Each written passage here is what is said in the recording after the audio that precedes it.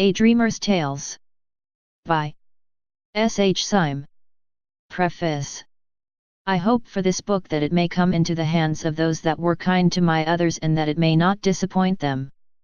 To the editor of the Saturday Review my thanks are due for permission to republish here those of the following tales which have appeared in his columns, and, more than that, for the opportunity afforded me by his review of reaching a wider public than my books have attained to yet. Polternies.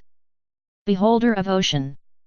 Toldes, Mundeth, Irism, these are the inner lands, the lands whose sentinels upon their borders do not behold the sea. Beyond them to the east there lies a desert, forever untroubled by man, all yellow it is, and spotted with shadows of stones, and death is in it, like a leopard lying in the sun. To the south they are bounded by magic, to the west by a mountain, and to the north by the voice and anger of the polar wind. Like a great wall is the mountain to the west. It comes up out of the distance and goes down into the distance again, and it is named Polternies, Beholder of Ocean. To the northward red rocks, smooth and bare of soil, and without any speck of moss or herbage, slope up to the very lips of the polar wind, and there is nothing else there but the noise of his anger.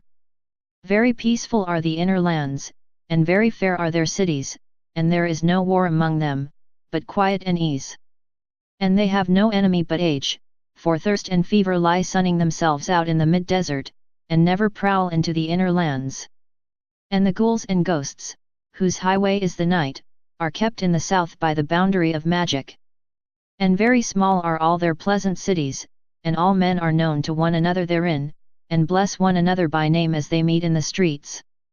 And they have a broad, green way in every city that comes in out of some vale or wood or downland, and wanders in and out about the city between the houses and across the streets, and the people walk along it never at all, but every year at her appointed time spring walks along it from the flowery lands, causing the anemone to bloom on the green way and all the early joys of hidden woods, or deep, secluded vales, or triumphant downlands, whose heads lift up so proudly, far up aloof from cities.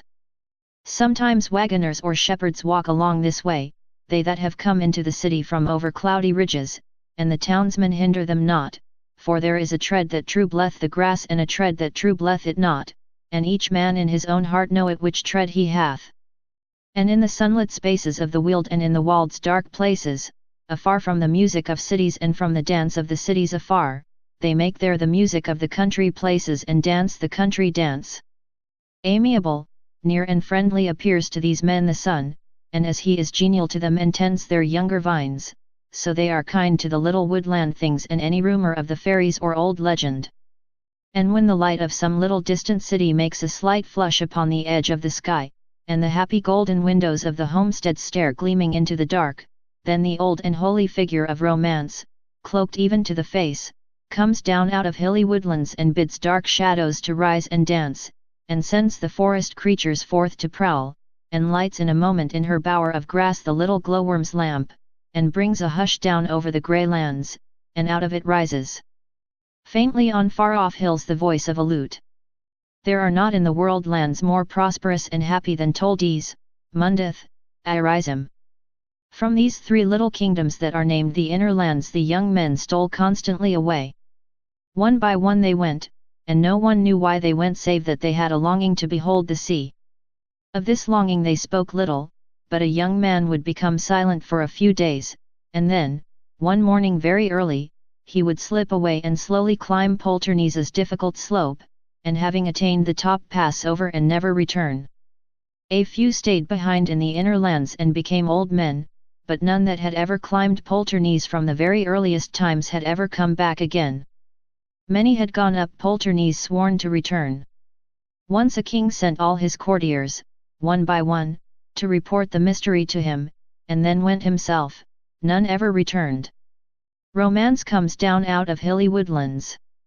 Now, it was the wont of the folk of the inner lands to worship rumours and legends of the sea, and all that their prophets discovered of the sea was writ in a sacred book, and with deep devotion on days of festival or mourning read in the temples by the priests.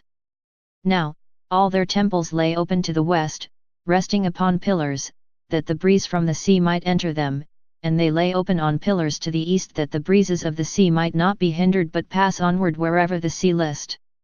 And this is the legend that they had of the sea, whom none in the inner lands had ever beholden. They say that the sea is a river heading towards Hercules, and they say that he touches against the edge of the world, and that Polternes looks upon him. They say that all the worlds of heaven go bobbing on this river and are swept down with the stream, and that infinity is thick and furry with forests through which the river in his course sweeps on with all the worlds of heaven. Among the colossal trunks of those dark trees, the smallest fronds of whose branches are many nights, there walk the gods. And whenever its thirst, glowing in space like a great sun, comes upon the beast, the tiger of the gods creeps down to the river to drink. And the tiger of the gods drinks his fill loudly, whelming worlds the while, and the level of the river sinks between its banks ere the beast's thirst is quenched and ceases to glow like a sun.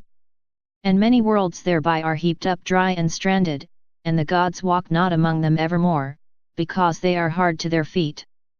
These are the worlds that have no destiny, whose people know no God. And the river sweeps onwards ever. And the name of the river is Oreathon, but men call it ocean. This is the lower faith of the inner lands. And there is a higher faith which is not told to all. According to the higher faith of the inner lands, the river Oreathon sweeps on through the forests of infinity and all at once falls roaring over an edge, whence time has long ago recalled his hours to fight in his war with the gods, and falls unlit by the flash of nights and days, with his flood unmeasured by miles, into the deeps of nothing. Now as the centuries went by and the one way by which a man could climb Polternes became worn with feet, more and more men surmounted it, not to return. And still they knew not in the inner lands upon what mystery Polternes looked. For on a still day and windless, while men walked happily about their beautiful streets or tended flocks in the country, suddenly the west wind would bestir himself and come in from the sea. And he would come cloaked and grey and mournful and carry to someone the hungry cry of the sea calling out for bones of men.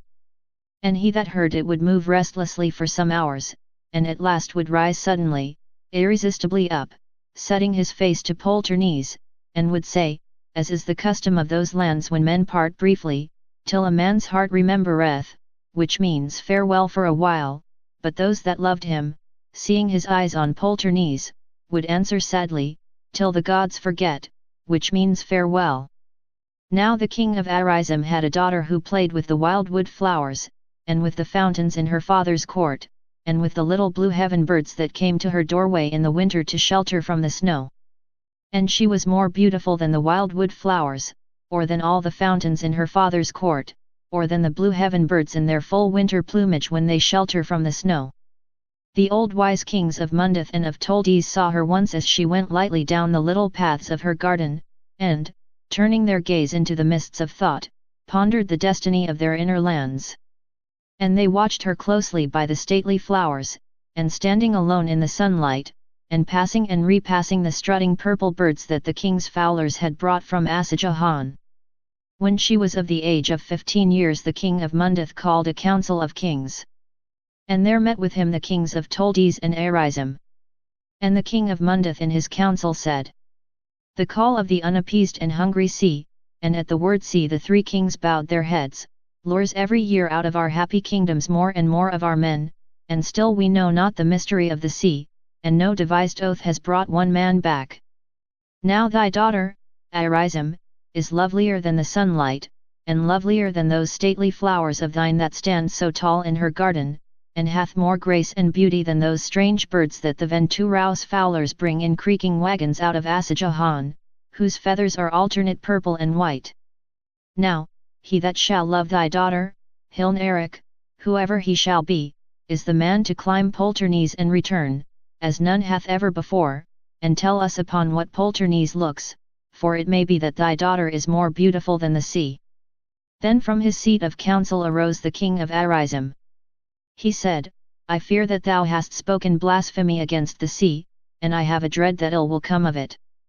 Indeed I had not thought she was so fair.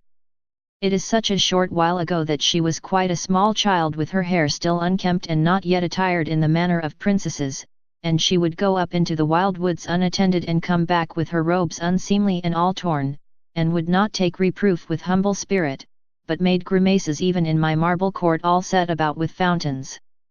Then said the king of Toldes, let us watch more closely and let us see the Princess Hilnaric in the season of the orchard bloom when the great birds go by that know the sea, to rest in our inland places, and if she be more beautiful than the sunrise over our folded kingdoms when all the orchards bloom, it may be that she is more beautiful than the sea. And the king of Arizim said, I fear this is terrible blasphemy, yet will I do as you have decided in council. And the season of the orchard bloom appeared. One night the king of Arizim called his daughter forth onto his outer balcony of marble. And the moon was rising huge and round and holy over dark woods, and all the fountains were singing to the night. And the moon touched the marble palace gables, and they glowed in the land. And the moon touched the heads of all the fountains, and the grey columns broke into fairy lights. And the moon left the dark ways of the forest and lit the whole white palace and its fountains and shone on the forehead of the princess, and the palace of Arizim glowed afar, and the fountains became columns of gleaming jewels and song. And the moon made a music at his rising, but it fell a little short of mortal ears. And Hilnaric stood there wondering, clad in white, with the moonlight shining on her forehead, and watching her from the shadows on the terrace stood the kings of Mundeth and Toldes. They said, she is more beautiful than the moonrise. And on another day the king of Arizim bade his daughter forth at dawn, and they stood again upon the balcony. And the sun came up over a world of orchards, and the sea mists went back over Polternes to the sea, little wild voices arose in all the thickets, the voices of the fountains began to die, and the song arose, in all the marble temples, of the birds that are sacred to the sea. And Hilnaric stood there, still glowing with dreams of heaven. She is more beautiful, said the kings, than morning. Yet one more trial they made of Hilnaric's beauty, for they watched her on the terraces at sunset ere yet the petals of the orchards had fallen, and all along the edge of neighbouring woods the rhododendron was blooming with the azalea. And the sun went down under craggy Polternes, and the sea mist poured over his summit inland. And the marble temples stood up clear in the evening, but films of twilight were drawn between the mountain and the city. Then from the temple ledges and eaves of palaces the bats fell headlong downwards, then spread their wings and floated up and down through darkening ways, lights came blinking out in golden windows, men cloaked themselves against the grey sea mist, the sound of small songs arose, and the face of Hilnaric became a resting place for mysteries and dreams. Then all these things, said the kings, she is more lovely, but who can say whether she is lovelier than the sea? Prone in a rhododendron thicket at the edge of the palace lawns a hunter had waited since the sun went down. Near to him was a deep pool where the hyacinths grew and strange flowers floated upon it with broad leaves, and there the great bull Gariachs came down to drink by starlight, and, waiting there for the Gariachs to come, he saw the white form of the princess leaning on her balcony. Before the stars shone out or the bulls came down to drink he left his lurking place and moved closer to the palace to see more nearly the princess. The palace lawns were full of untrodden dew, and everything was still when he came across them, holding his great spear. In the farthest corner of the terraces the three old kings were discussing the beauty of Hilnaric and the destiny of the inner lands. Moving lightly, with the hunter's tread, the watcher by the pool came very near, even in the still evening, before the princess saw him. When he saw her closely he exclaimed suddenly, she must be more beautiful than the sea. When the princess turned and saw his garb and his great spear she knew that he was a hunter of Gariachs. When the three kings heard the young man exclaim they said softly to one another, this must be the man. Then they revealed themselves to him, and spoke to him to try him. They said, Sir, you have spoken blasphemy against the sea. And the young man muttered, she is more beautiful than the sea. And the kings said, we are older than you and wiser, and know that nothing is more beautiful than the sea. And the young man took off the gear of his head, and became downcast, and knew that he spake with kings, yet he answered, by this spear, she is more beautiful than the sea. And all the while the princess stared at him, knowing him to be a hunter of Gariachs. Then the king of Arizim said to the watcher by the pool, if thou wilt go up Polternes and come back, as none have come, and report to us what lore or magic is in the sea, we will pardon thy blasphemy, and thou shalt have the princess to wife and sit among the council of the kings." And gladly thereunto the young man consented. And the princess spoke to him, and asked him his name. And he told her that his name was Athelvok, and great joy arose in him at the sound of her voice. And to the 3 kings he promised to set out on the 3rd day to scale the slope of Polternes and to return again, and this was the oath by which they bound him to return. "I swear by the sea that bears the worlds away, by the river of Oreathon, which men call ocean, and by the gods and their tiger, and by the doom of the worlds, that I will return again to the inner lands, having beheld the sea." And that oath he swore with solemnity that very night in one of the temples of the sea, but the 3 kings trusted more to the beauty of Hilnaric even than to the power of the oath. The next day Athelvok came to the palace of Arizem with the morning, over the fields to the east and out of the country of Toldes, and Hilnaric came out along her balcony and met him on the terraces.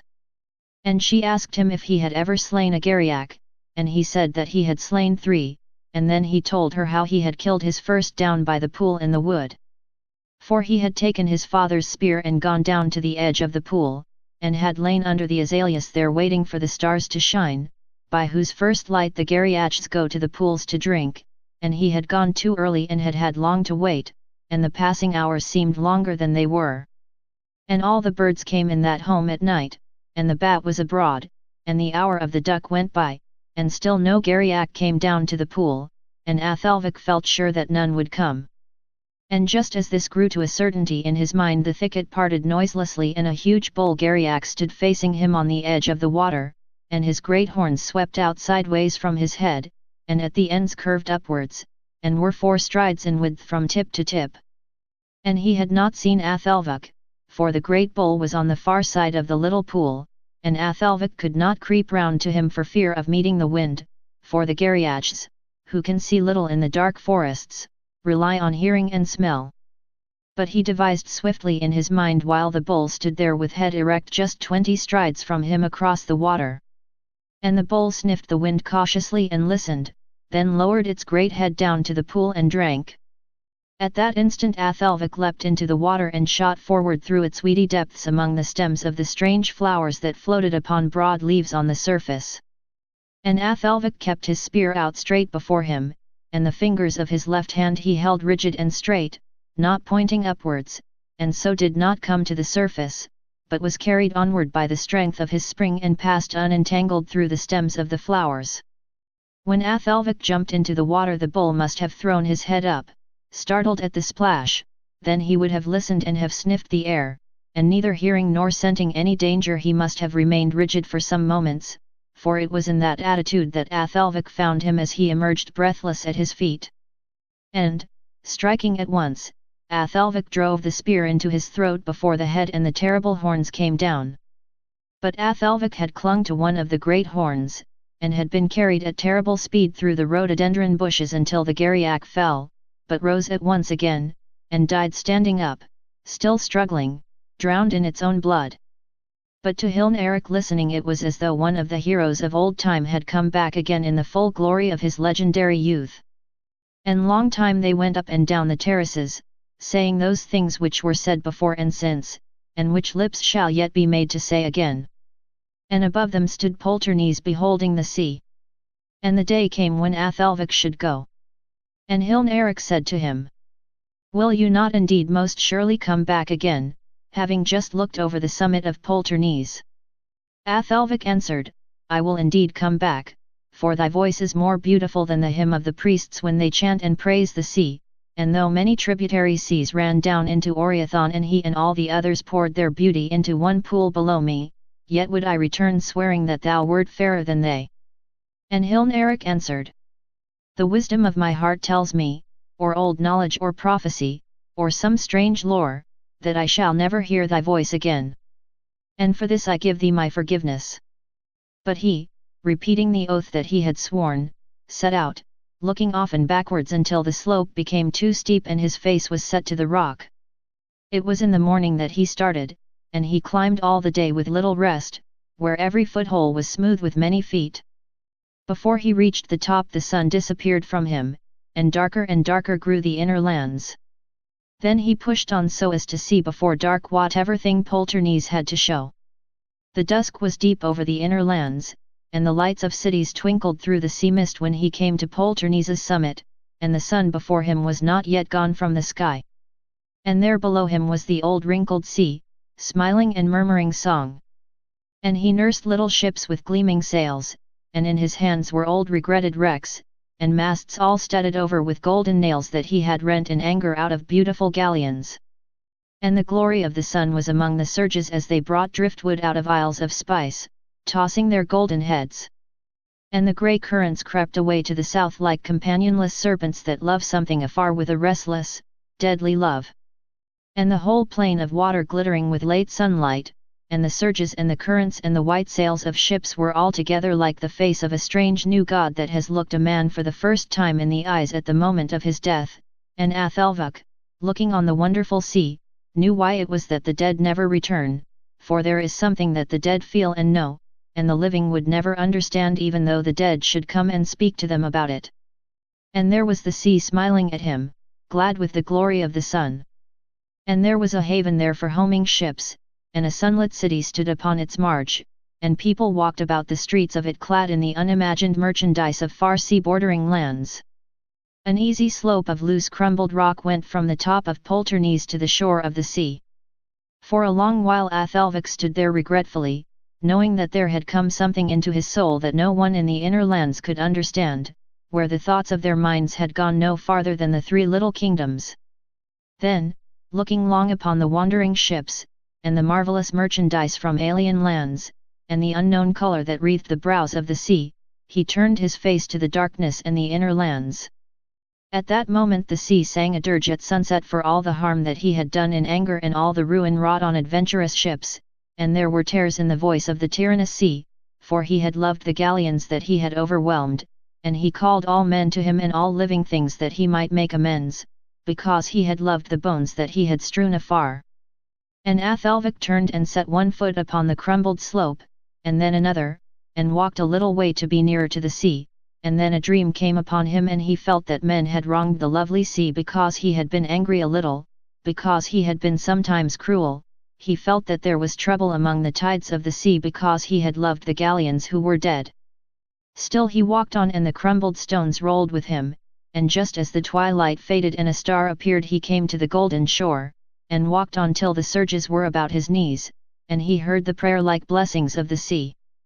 Long he stood thus, while the stars came out above him and shone again in the surges, more stars came wheeling in their courses up from the sea, lights twinkled out through all the haven city, lanterns were slung from the ships, the purple night burned on, and earth, to the eyes of the gods as they sat afar, glowed as with one flame. Then Athelvok went into the haven city. There he met many who had left the inner lands before him, none of them wished to return to the people who had not seen the sea, many of them had forgotten the three little kingdoms, and it was rumored that one man, who had once tried to return, had found the shifting, crumbled slope impossible to climb. Hilnaric never married. But her dowry was set aside to build a temple wherein men curse the ocean. Once every year, with solemn rite and ceremony, they curse the tides of the sea, and the moon looks in and hates them. Duras. On a waste place strewn with bricks in the outskirts of a town twilight was falling. A star or two appeared over the smoke, and distant windows lit mysterious lights. The stillness deepened and the loneliness. Then all the outcast things that are silent by day found voices. An old cork spoke first. He said, "I grew in Andalusian woods, but never listened to the idle songs of Spain. I only grew strong in the sunlight waiting for my destiny. One day the merchants came and took us all away and carried us all along the shore of the sea, piled high on the backs of donkeys, and in a town by the sea they made me into the shape that I am now.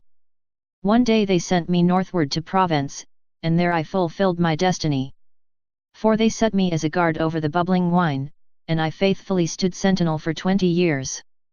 For the first few years in the bottle that I guarded the wine slept, dreaming of Provence, but as the years went on he grew stronger and stronger, until at last whenever a man went by the wine would put out all his might against me, saying, 'Let me go free, let me go free.' And every year his strength increased, and he grew more clamorous when men went by, but never availed to hurl me from my post. But when I had powerfully held him for 20 years they brought him to the banquet and took me from my post, and the wine arose rejoicing and leapt through the veins of men and exalted their souls within them till they stood up in their places and sang Provençal songs. But me they cast away, me that had been sentinel for 20 years, and was still as strong and staunch as when first I went on guard. Now I am an outcast in a cold northern city, who once have known the Andalusian skies and guarded long ago Provençal suns that swam in the heart of the rejoicing wine. An unstruck match that somebody had dropped spoke next. I am a child of the sun, he said, and an enemy of cities. There is more in my heart than you know of. I am a brother of Etna and Stromboli. I have fires lurking in me that will one day rise up beautiful and strong. We will not go into servitude on any hearth nor work machines for our food, but we will take our own food where we find it on that day when we are strong. There are wonderful children in my heart whose faces shall be more lively than the rainbow. They shall make a compact with the north wind, and he shall lead them forth. All shall be black behind them and black above them, and there shall be nothing beautiful in the world but them. They shall seize upon the earth and it shall be theirs, and nothing shall stop them but our old enemy the sea. Then an old broken kettle spoke, and said, I am the friend of cities. I sit among the slaves upon the hearth, the little flames that have been fed with coal. When the slaves dance behind the iron bars I sit in the middle of the dance and sing and make our masters glad. And I make songs about the comfort of the cat, and about the malice that is towards her in the heart of the dog, and about the crawling of the baby, and about the ease that is in the lord of the house when we brew the good brown tea, and sometimes when the house is very warm and slaves and masters are glad, I rebuke the hostile winds that prowl about the world. And then there spoke the piece of an old chord. I was made in a place of doom, and doomed men made my fibers, working without hope. Therefore there came a grimness into my heart, so that I never let anything go free when once I was set to bind it. Many a thing have I bound relentlessly for months and for years, for I used to come coiling into warehouses where the great boxes lay all open to the air, and one of them would be suddenly closed up, and my fearful strength would be set on him like a curse, and if his timbers groaned when first I seized them, or if they creaked aloud in the lonely night, thinking of woodlands out of which they came, then I only gripped them tighter still, for the poor useless hate is in my soul of those that made me in the place of doom. Yet, for all the things that my prison clutch has held, the last work that I did was to set something free. I lay idle one night in the gloom on the warehouse floor. Nothing stirred there, and even the spiders slept. Towards midnight a great flock of echoes suddenly leapt up from the wooden planks and circled round the roof. A man was coming towards me all alone. And as he came his soul was reproaching him, and I saw that there was a great trouble between the man and his soul, for his soul would not let him be, but went on reproaching him. Then the man saw me and said, This at least will not fail me. When I heard him say this about me, I determined that whatever he might require of me it should be done to the uttermost. And as I made this determination in my unaltering heart, he picked me up and stood on an empty box that I should have bound on the morrow, and tied one end of me to a dark rafter, and the knot was carelessly tied, because his soul was reproaching him all the while continually and giving him no ease.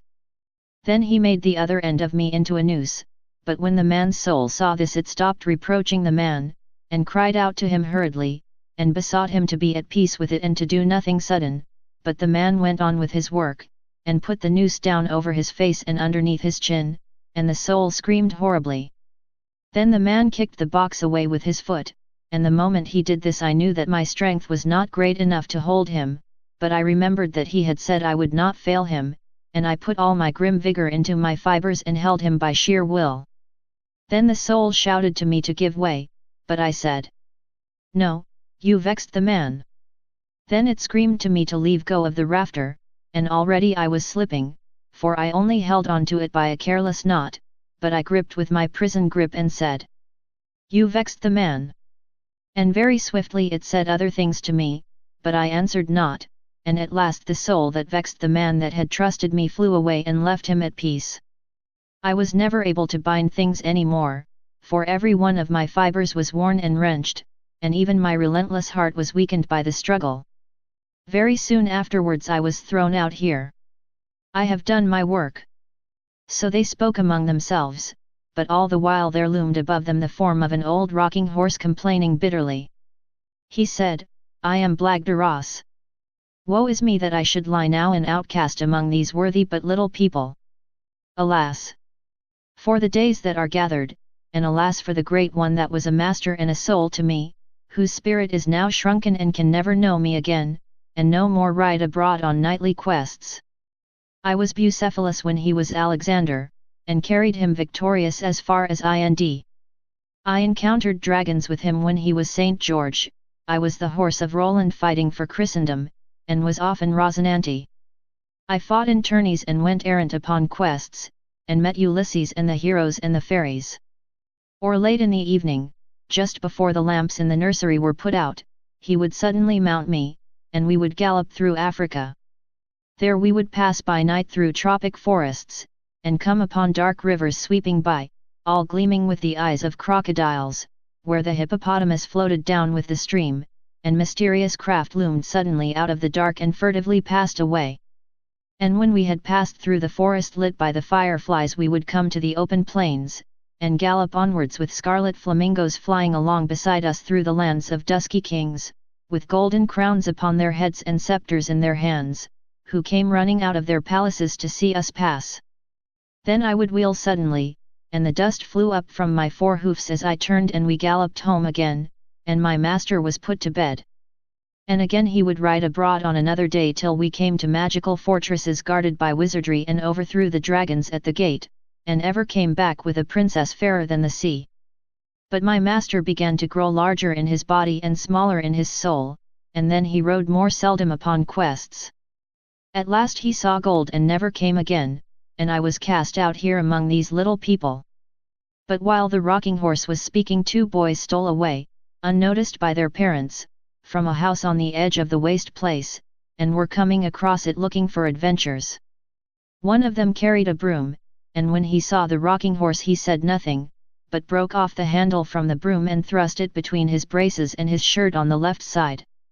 Then he mounted the rocking horse, and drawing forth the broomstick, which was sharp and spiky at the end, said, Saladin is in this desert with all his paynims, and I am Coeur de Lion. After a while the other boy said, Now let me kill Saladin too. But Duras in his wooden heart, that exulted with thoughts of battle, said, I am Duras yet. The madness of Andelsprutz. I first saw the city of Andelsprutz on an afternoon in spring. The day was full of sunshine as I came by the way of the fields, and all that morning I had said, there will be sunlight on it when I see for the first time the beautiful conquered city whose fame has so often made for me lovely dreams. Suddenly I saw its fortifications lifting out of the fields, and behind them stood its belfries. I went in by a gate and saw its houses and streets, and a great disappointment came upon me. For there is an air about a city, and it has a way with it, whereby a man may recognize one from another at once. There are cities full of happiness and cities full of pleasure, and cities full of gloom. There are cities with their faces to heaven, and some with their faces to earth. Some have a way of looking at the past and others look at the future. Some notice you if you come among them, others glance at you, others let you go by. Some love the cities that are their neighbors, others are dear to the plains and to the heath. Some cities are bare to the wind, others have purple cloaks and others brown cloaks, and some are clad in white. Some tell the old tale of their infancy, with others it is secret. Some cities sing and some mutter, some are angry, and some have broken hearts, and each city has her way of greeting time. I had said, I will see Andelsprutz arrogant with her beauty, and I had said, I will see her weeping over her conquest. I had said, she will sing songs to me, and she will be reticent, she will be all robed, and she will be bare but splendid. But the windows of Andelsprutz in her houses looked vacantly over the plains like the eyes of a dead madman. At the hour her chimes sounded unlovely and discordant, some of them were out of tune, and the bells of some were cracked, her roofs were bald and without moss. At evening no pleasant rumour arose in her streets. When the lamps were lit in the houses no mystical flood of light stole out into the dusk, you merely saw that there were lighted lamps. Andelsprutz had no way with her and no air about her. When the night fell and the blinds were all drawn down, then I perceived what I had not thought in the daylight. I knew then that Andelsprutz was dead.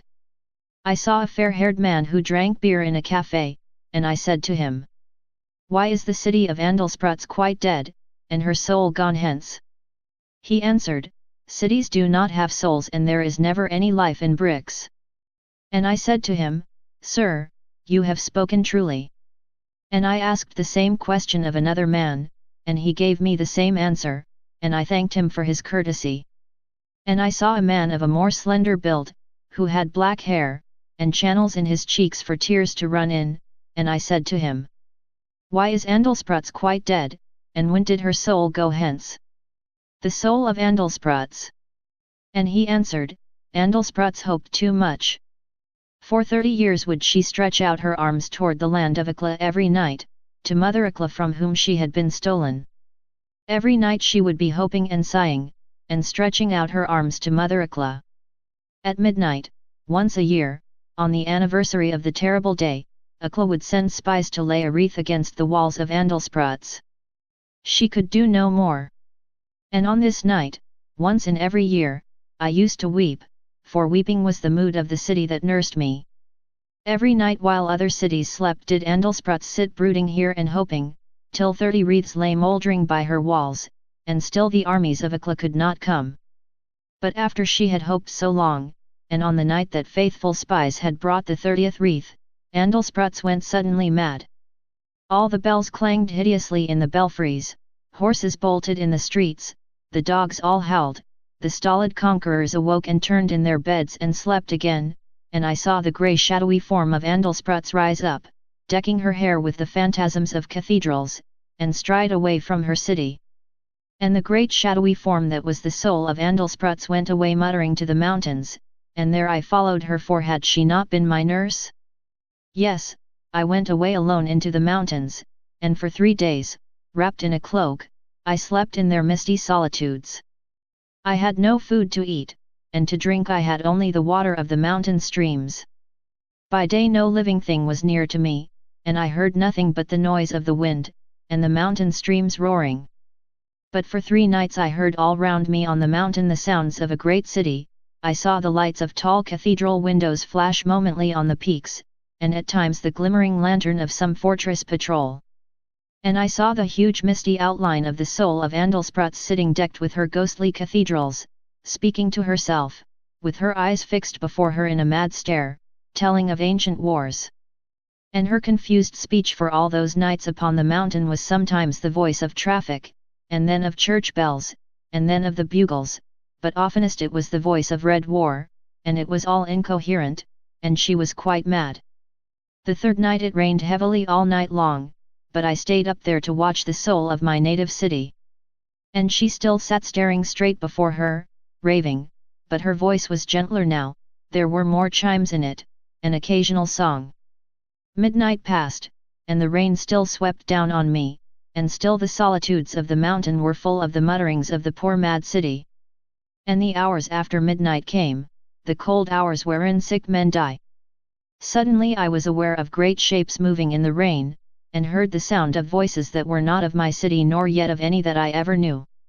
And presently I discerned, though faintly, the souls of a great concourse of cities, all bending over Andelsprutz and comforting her, and the ravines of the mountains roared that night with the voices of cities that had lain still for centuries. For there came the soul of Camelot that had so long ago forsaken Usk, and there was Ilion, all girt with towers, still cursing the sweet face of ruinous Helen. I saw there Babylon and Persepolis, and the bearded face of bull-like Nineveh, and Athens mourning her immortal gods. All these souls of cities that were dead spoke that night on the mountain to my city and soothed her, until at last she muttered of war no longer, and her eyes stared wildly no more, but she hid her face in her hands and for some while wept softly. At last she arose, and, walking slowly and with bended head, and leaning upon Ilion and Carthage, went mournfully eastwards, and the dust of her highways swirled behind her as she went, a ghostly dust that never turned to mud in all that drenching rain. And so the souls of the cities led her away, and gradually they disappeared from the mountain, and the ancient voices died away in the distance. Never since then have I seen my city alive, but once I met with a traveler who said that somewhere in the midst of a great desert are gathered together the souls of all dead cities.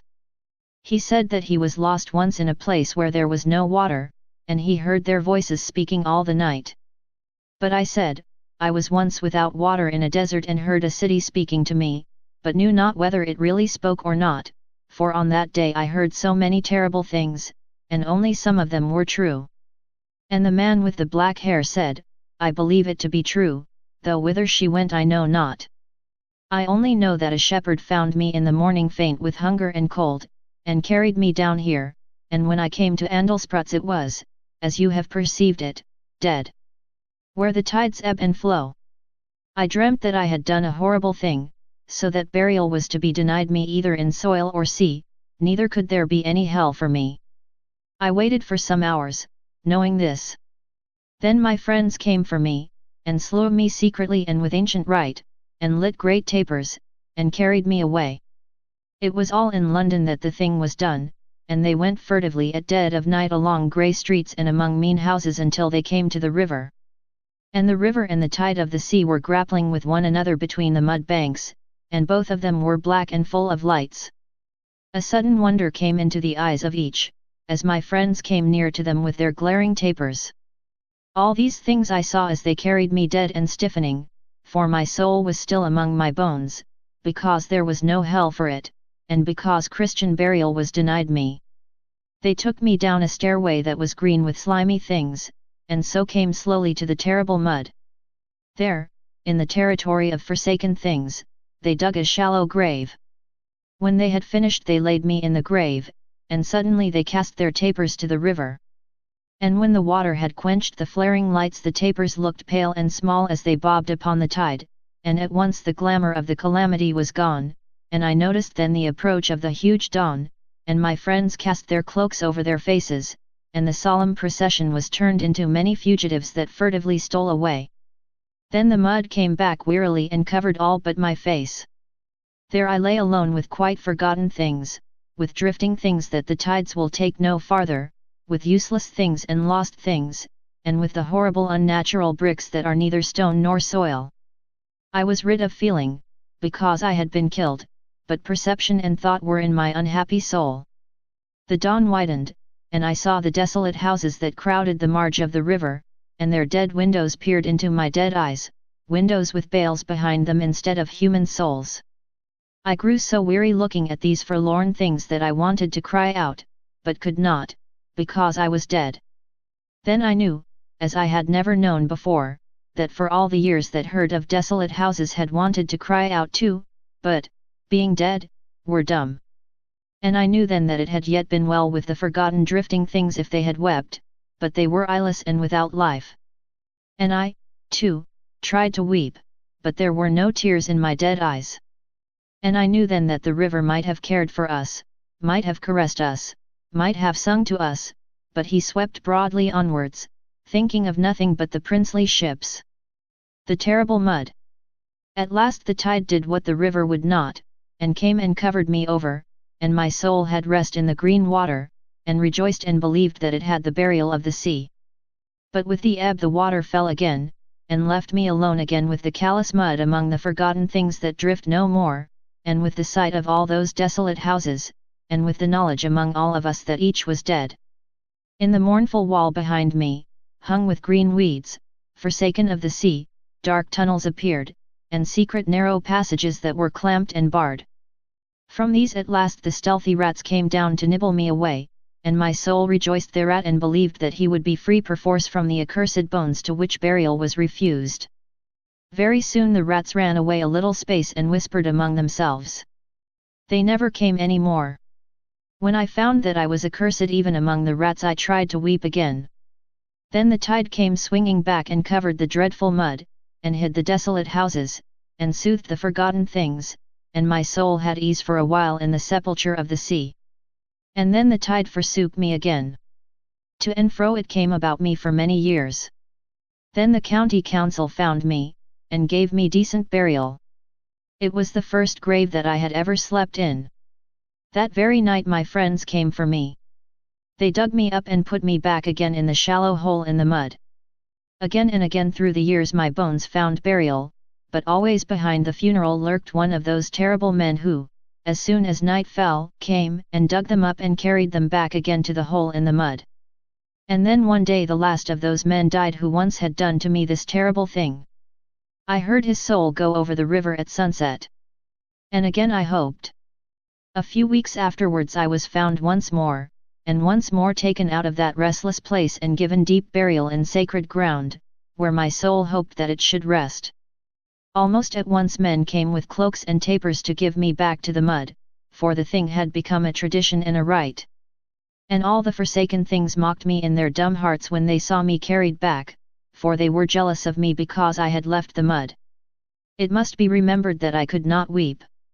And the years went by seawards where the black barges go, and the great derelict centuries became lost at sea, and still I lay there without any cause to hope, and daring not to hope without a cause, because of the terrible envy and the anger of the things that could drift no more.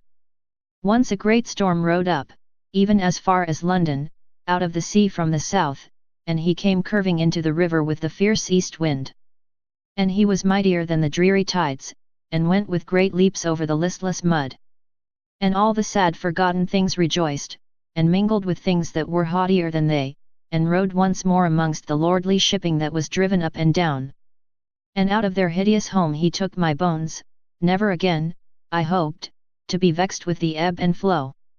And with the fall of the tide he went riding down the river and turned to the southwards, and so went to his home. And my bones he scattered among many isles and along the shores of happy alien mainlands. And for a moment, while they were far asunder, my soul was almost free.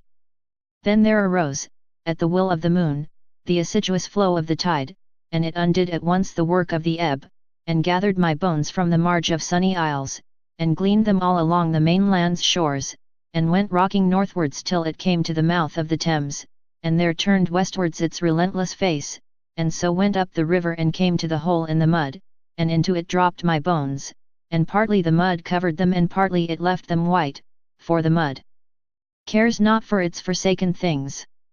Then the ebb came, and I saw the dead eyes of the houses and the jealousy of the other forgotten things that the storm had not carried thence. And some more centuries passed over the ebb and flow and over the loneliness of things forgotten. And I lay there all the while in the careless grip of the mud, never wholly covered, yet never able to go free, and I longed for the great caress of the warm earth or the comfortable lap of the sea. Sometimes men found my bones and buried them, but the tradition never died, and my friends' successors always brought them back. At last the barges went no more, and there were fewer lights, shaped timbers no longer floated down the fairway, and there came instead old wind-uprooted trees in all their natural simplicity. At last I was aware that somewhere near me a blade of grass was growing, and the moss began to appear all over the dead houses. One day some thistledown went drifting over the river. For some years I watched these signs attentively, until I became certain that London was passing away. Then I hoped once more, and all along both banks of the river there was anger among the lost things that anything should dare to hope upon the forsaken mud. Gradually the horrible houses crumbled, until the poor dead things that never had had life got decent burial among the weeds and moss. At last the May appeared and the convolvulus. Finally, the wild rose stood up over mountains that had been wharves and warehouses. Then I knew that the cause of nature had triumphed, and London had passed away. The last man in London came to the wall by the river, in an ancient cloak that was one of those that once my friends had worn, and peered over the edge to see that I still was there. Then he went, and I never saw men again, they had passed away with London. A few days after the last man had gone the birds came into London, all the birds that sing. When they first saw me they all looked sideways at me, then they went away a little and spoke among themselves. He only sinned against man, they said, it is not our quarrel. Let us be kind to him, they said. Then they hopped nearer me and began to sing. It was the time of the rising of the dawn, and from both banks of the river, and from the sky, and from the thickets that were once the streets, hundreds of birds were singing. As the light increased the birds sang more and more, they grew thicker and thicker in the air above my head, till there were thousands of them singing there, and then millions, and at last I could see nothing but a host of flickering wings with the sunlight on them, and little gaps of sky. Then when there was nothing to be heard in London but the myriad notes of that exultant song, my soul rose up from the bones in the hole in the mud and began to climb up the song heavenwards. And it seemed that a laneway opened amongst the wings of the birds, and it went up, and one of the smaller gates of paradise stood ajar at the end of it. And then I knew by a sign that the mud should receive me no more, for suddenly I found that I could weep. At this moment I opened my eyes in bed in a house in London, and outside some sparrows were twittering in a tree in the light of the radiant morning, and there were tears still wet upon my face, for one's restraint is feeble while one sleeps. But I arose and opened the window wide, and, stretching my hands out over the little garden, I blessed the birds whose song had woken me up from the troubled and terrible centuries of my dream. Bethmoora. There is a faint freshness in the London night as though some strayed reveller of a breeze had left his comrades in the Kentish uplands and had entered the town by stealth. The pavements are a little damp and shiny. Upon one's ears that at this late hour have become very acute there hits the tap of a remote footfall. Louder and louder grow the taps, filling the whole night. And a black-cloaked figure passes by, and goes tapping into the dark. One who has danced goes homewards. Somewhere a ball has closed its doors and ended. Its yellow lights are out, its musicians are silent, its dancers have all gone into the night air, and time has said of it, let it be past and over, and among the things that I have put away. Shadows begin to detach themselves from their great gathering places. No less silently than those shadows that are thin and dead move homewards the stealthy cats. Thus have we even in London our faint forebodings of the dawn's approach, which the birds and the beasts and the stars are crying aloud to the untrammeled fields. At what moment I know not I perceive that the night itself is irrecoverably overthrown. It is suddenly revealed to me by the weary pallor of the street lamps that the streets are silent and nocturnal still, not because there is any strength in night, but because men have not yet arisen from sleep to defy him. So have I seen dejected and untidy guards still bearing antique muskets in palatial gateways, although the realms of the monarch that they guard have shrunk to a single province which no enemy yet has troubled to overrun. And it is now manifest from the aspect of the street lamps, those abashed dependents of night, that already English mountain peaks have seen the dawn, that the cliffs of Dover are standing white to the morning, that the sea mist has lifted and is pouring inland. And now men with a hose have come and are sluicing out the streets. Behold, now night is dead. What memories, what fancies throng one's mind! A night but just now gathered out of London by the hostile hand of time. A million common artificial things all cloaked for a while in mystery, like beggars robed in purple, and seated on dread thrones. 4,000,000 people asleep, dreaming perhaps. What worlds have they gone into? Whom have they met? But my thoughts are far off with Bethmoora in her loneliness, whose gates swing to and fro. To and fro they swing, and creak in the wind, but no one hears them. They are of green copper, very lovely, but no one sees them now. The desert wind pours sand into their hinges, no watchman comes to ease them. No guard goes round Bethmoora's battlements, no enemy assails them. There are no lights in her houses, no footfall in her streets, she stands there dead and lonely beyond the hills of Hap, and I would see Bethmoora once again, but dare not. It is many a year, as they tell me, since Bethmoora became desolate. Her desolation is spoken of in taverns where sailors meet, and certain travellers have told me of it. I had hoped to see Bethmoora once again. It is many a year ago, they say, when the vintage was last gathered in from the vineyards that I knew, where it is all desert now. It was a radiant day, and the people of the city were dancing by the vineyards, while here and there one played upon the colapac. The purple flowering shrubs were all in bloom, and the snow shone upon the hills of Hap. Outside the copper gates they crushed the grapes in vats to make the syrubub. It had been a goodly vintage. In little gardens at the desert's edge men beat the tomban and the titibuk, and blew melodiously the zoa-tibar.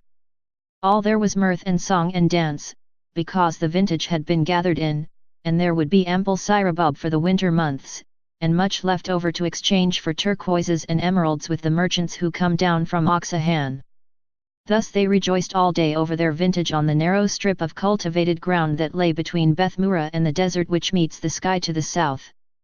And when the heat of the day began to abate, and the sun drew near to the snows on the hills of Hap, the note of the Zoatibar still rose clear from the gardens, and the brilliant dresses of the dancers still wound among the flowers.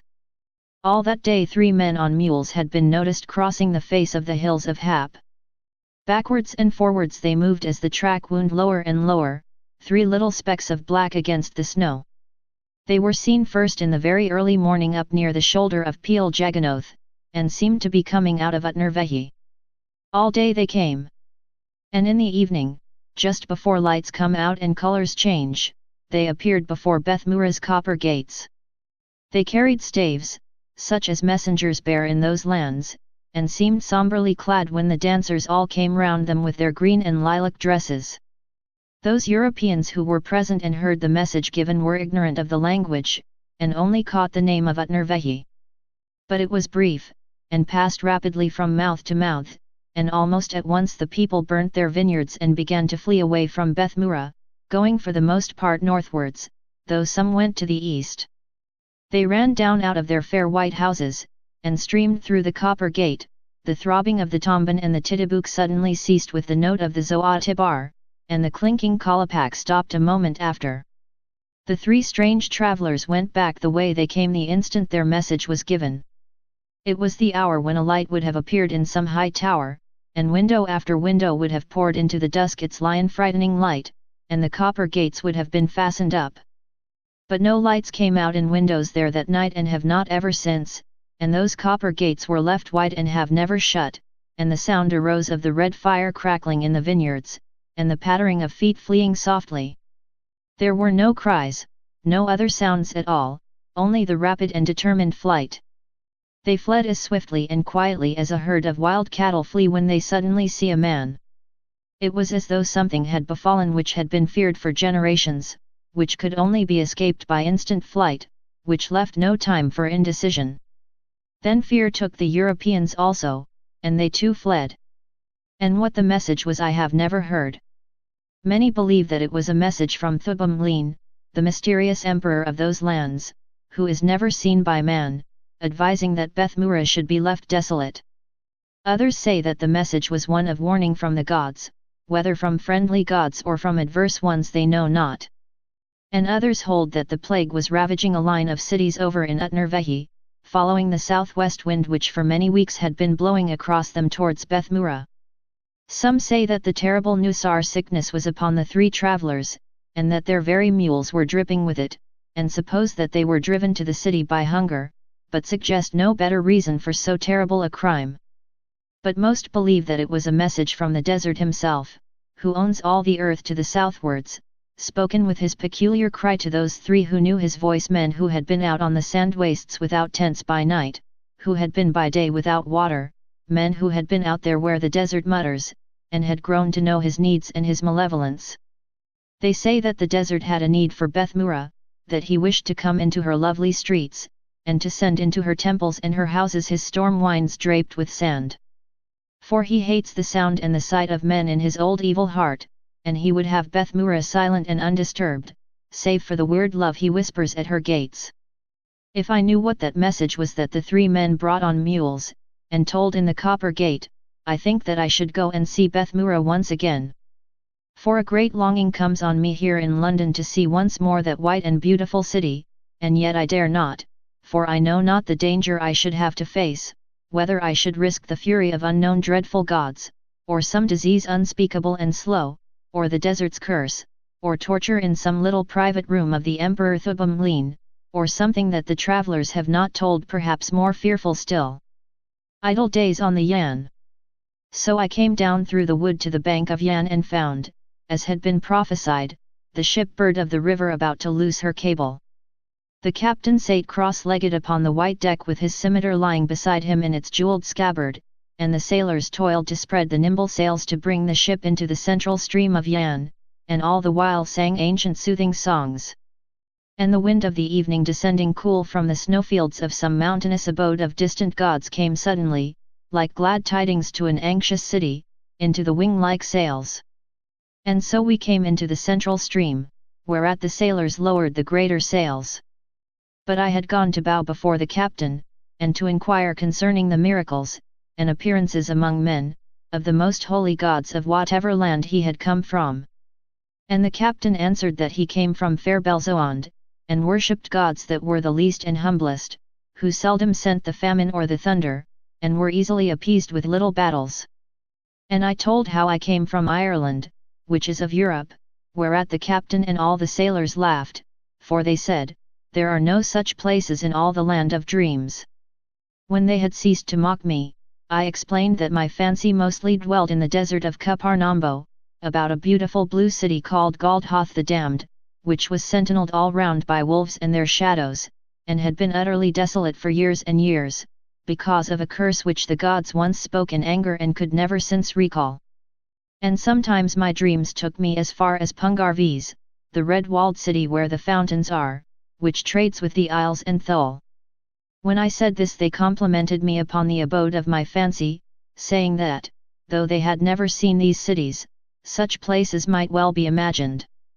For the rest of that evening I bargained with the captain over the sum that I should pay him for my fare if God and the tide of Yan should bring us safely as far as the cliffs by the sea, which are named Barwool Yan, the gate of Yan, bird of the river. And now the sun had set, and all the colours of the world and heaven had held a festival with him, and slipped one by one away before the imminent approach of night. The parrots had all flown home to the jungle on either bank, the monkeys in rows in safety on high branches of the trees were silent and asleep, the fireflies in the deeps of the forest were going up and down, and the great stars came gleaming out to look on the face of Yan.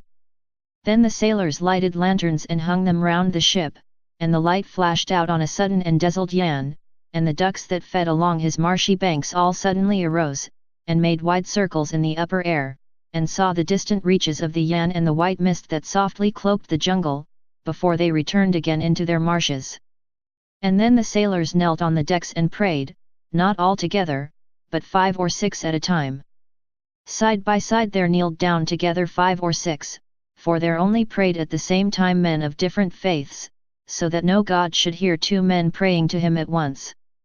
As soon as any one had finished his prayer, another of the same faith would take his place.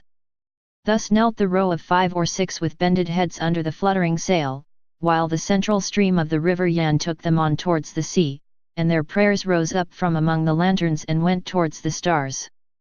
And behind them in the after end of the ship the helmsman prayed aloud the helmsman's prayer, which is prayed by all who follow his trade upon the river Yan, of whatever faith they be.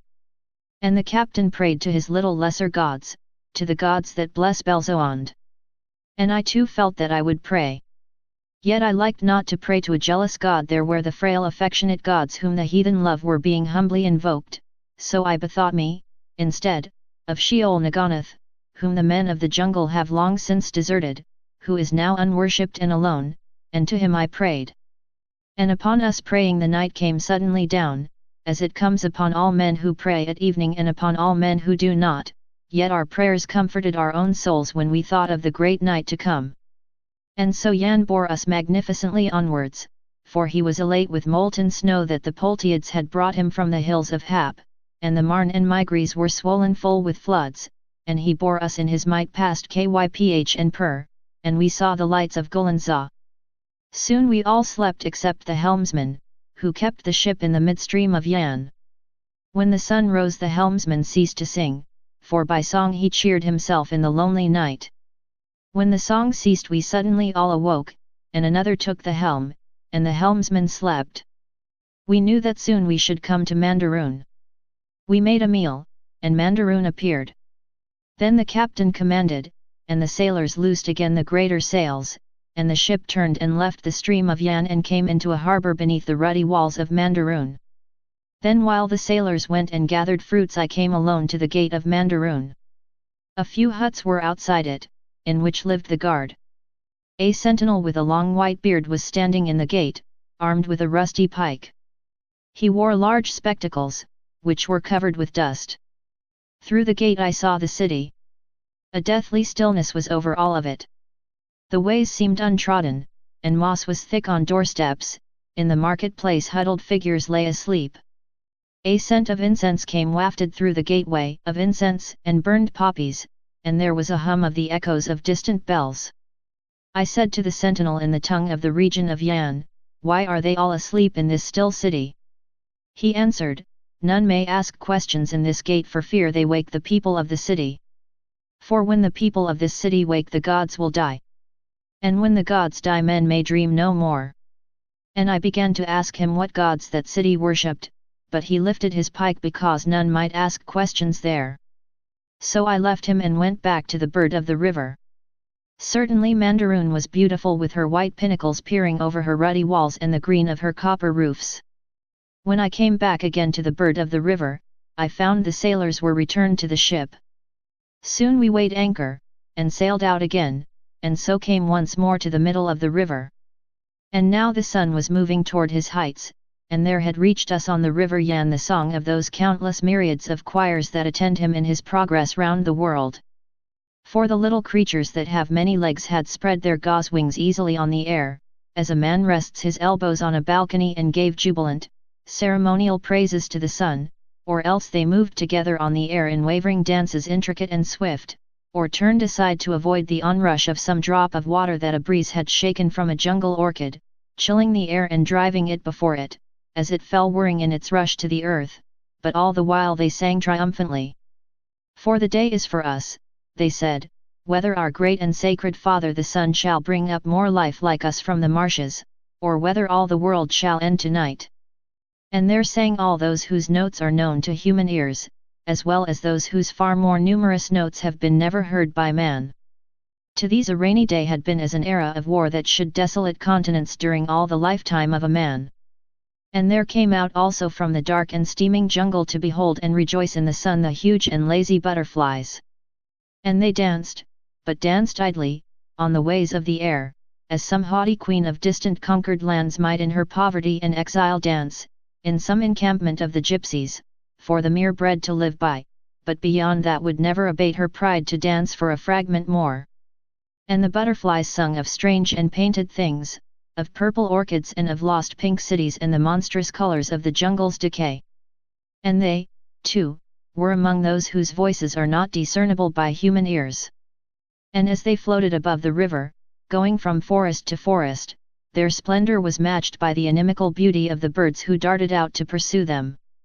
Or sometimes they settled on the white and wax-like blooms of the plant that creeps and clambers about the trees of the forest, and their purple wings flashed out on the great blossoms as, when the caravans go from Nurl to Thas, the gleaming silks flash out upon the snow, where the crafty merchants spread them one by one to astonish the mountaineers of the hills of Nor. But upon men and beasts the sun sent a drowsiness. The river monsters along the river's marge lay dormant in the slime. The sailors pitched a pavilion, with golden tassels, for the captain upon the deck, and then went, all but the helmsman, under a sail that they had hung as an awning between two masts. Then they told tales to one another, each of his own city or of the miracles of his god, until all were fallen asleep. The captain offered me the shade of his pavilion with the gold tassels, and there we talked for a while, he telling me that he was taking merchandise to Purdendaries, and that he would take back to fair Belzoan things appertaining to the affairs of the sea. Then, as I watched through the pavilion's opening the brilliant birds and butterflies that crossed and recrossed over the river, I fell asleep, and dreamed that I was a monarch entering his capital underneath arches of flags, and all the musicians of the world were there, playing melodiously their instruments, but no one cheered. In the afternoon, as the day grew cooler again, I awoke and found the captain buckling on his scimitar, which he had taken off him while he rested. And now we were approaching the wide court of Astahan, which opens upon the river. Strange boats of antique design were chained there to the steps. As we neared it we saw the open marble court, on three sides of which stood the city fronting on colonnades. And in the court and along the colonnades the people of that city walked with solemnity and care according to the rites of ancient ceremony. All in that city was of ancient device, the carving on the houses, which, when age had broken it, remained unrepaired, was of the remotest times, and everywhere were represented in stone beasts that have long since passed away from earth: the dragon, the griffin, and the hippogriffin, and the different species of gargoyle. Nothing was to be found, whether material or custom, that was new in Astahahn. Now they took no notice at all of us as we went by, but continued their processions and ceremonies in the ancient city, and the sailors, knowing their custom, took no notice of them. But I called, as we came near, to one who stood beside the water's edge, asking him what men did in Astahahn and what their merchandise was, and with whom they traded. He said, "Here we have fettered and manacled Time, who would otherwise slay the gods." I asked him what gods they worshipped in that city, and he said, "All those gods whom Time has not yet slain." Then he turned from me and would say no more, but busied himself in behaving in accordance with ancient custom. And so, according to the will of Yan, we drifted onwards and left Astahahn. The river widened below Astahahn, and we found in greater quantities such birds as prey on fishes. And they were very wonderful in their plumage, and they came not out of the jungle, but flew, with their long necks stretched out before them, and their legs lying on the wind behind, straight up the river over the midstream. And now the evening began to gather in. A thick white mist had appeared over the river, and was softly rising higher. It clutched at the trees with long impalpable arms, it rose higher and higher, chilling the air, and white shapes moved away into the jungle as though the ghosts of shipwrecked mariners were searching stealthily in the darkness for the spirits of evil that long ago had wrecked them on the Yan. As the sun sank behind the field of orchids that grew on the matted summit of the jungle, the river monsters came wallowing out of the slime in which they had reclined during the heat of the day, and the great beasts of the jungle came down to drink. The butterflies a while since were gone to rest. In little narrow tributaries that we passed night seemed already to have fallen, though the sun which had disappeared from us had not yet set.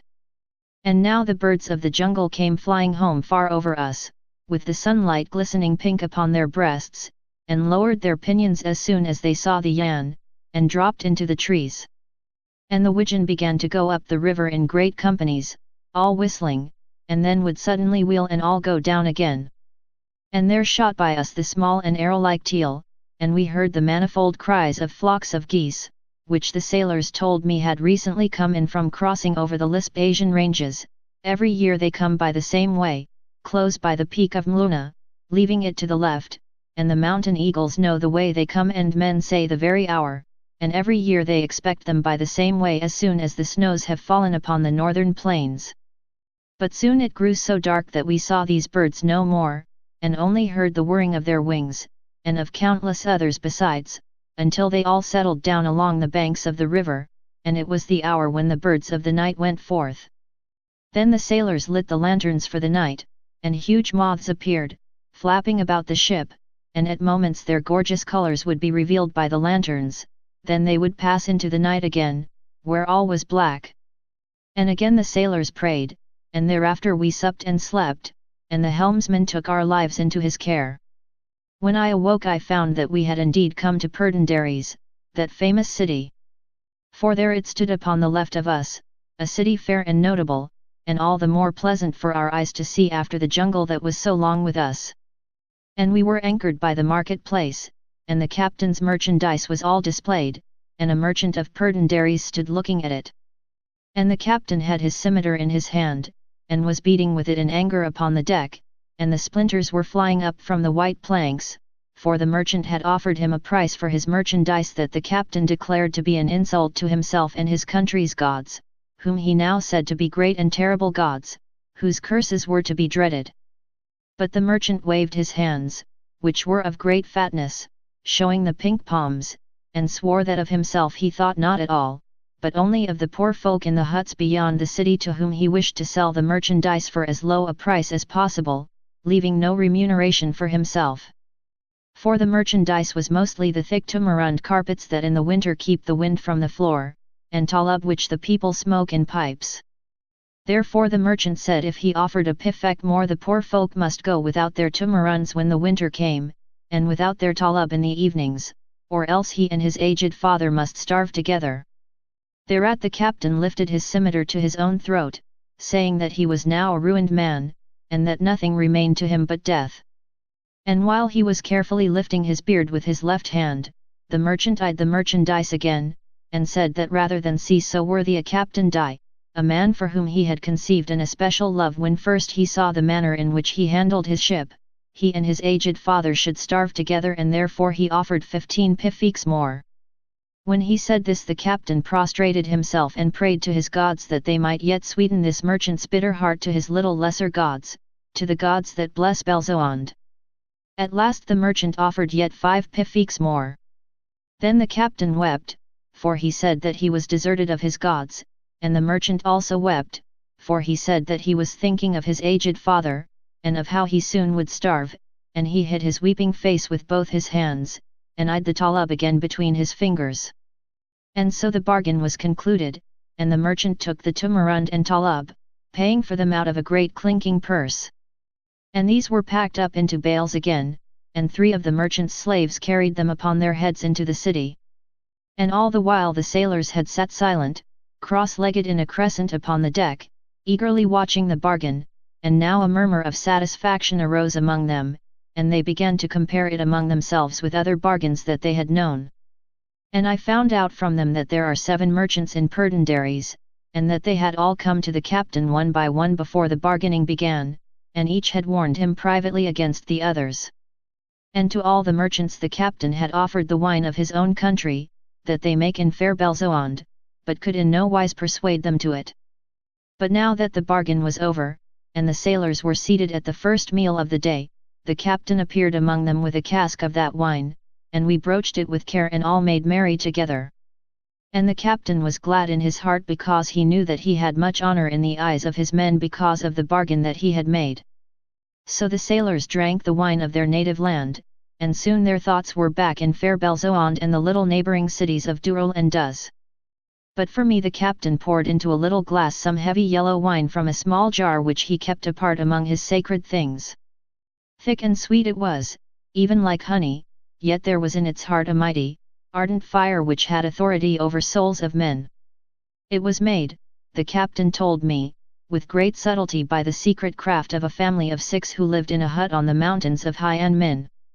Once in these mountains, he said, he followed the spoor of a bear, and he came suddenly on a man of that family who had hunted the same bear, and he was at the end of a narrow way with precipice all about him, and his spear was sticking in the bear, and the wound not fatal, and he had no other weapon.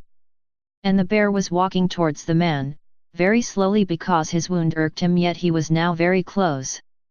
And what the captain did he would not say, but every year as soon as the snows are hard, and travelling is easy on the Hien Min, that man comes down to the market in the plains, and always leaves for the captain in the gate of fair Belzoond a vessel of that priceless secret wine.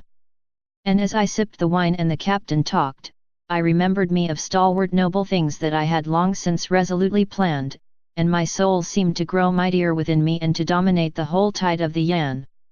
It may be that I then slept. Or, if I did not, I do not now minutely recollect every detail of that morning's occupations. Towards evening, I awoke and wishing to see Perd&Aries before we left in the morning, and being unable to wake the captain, I went ashore alone.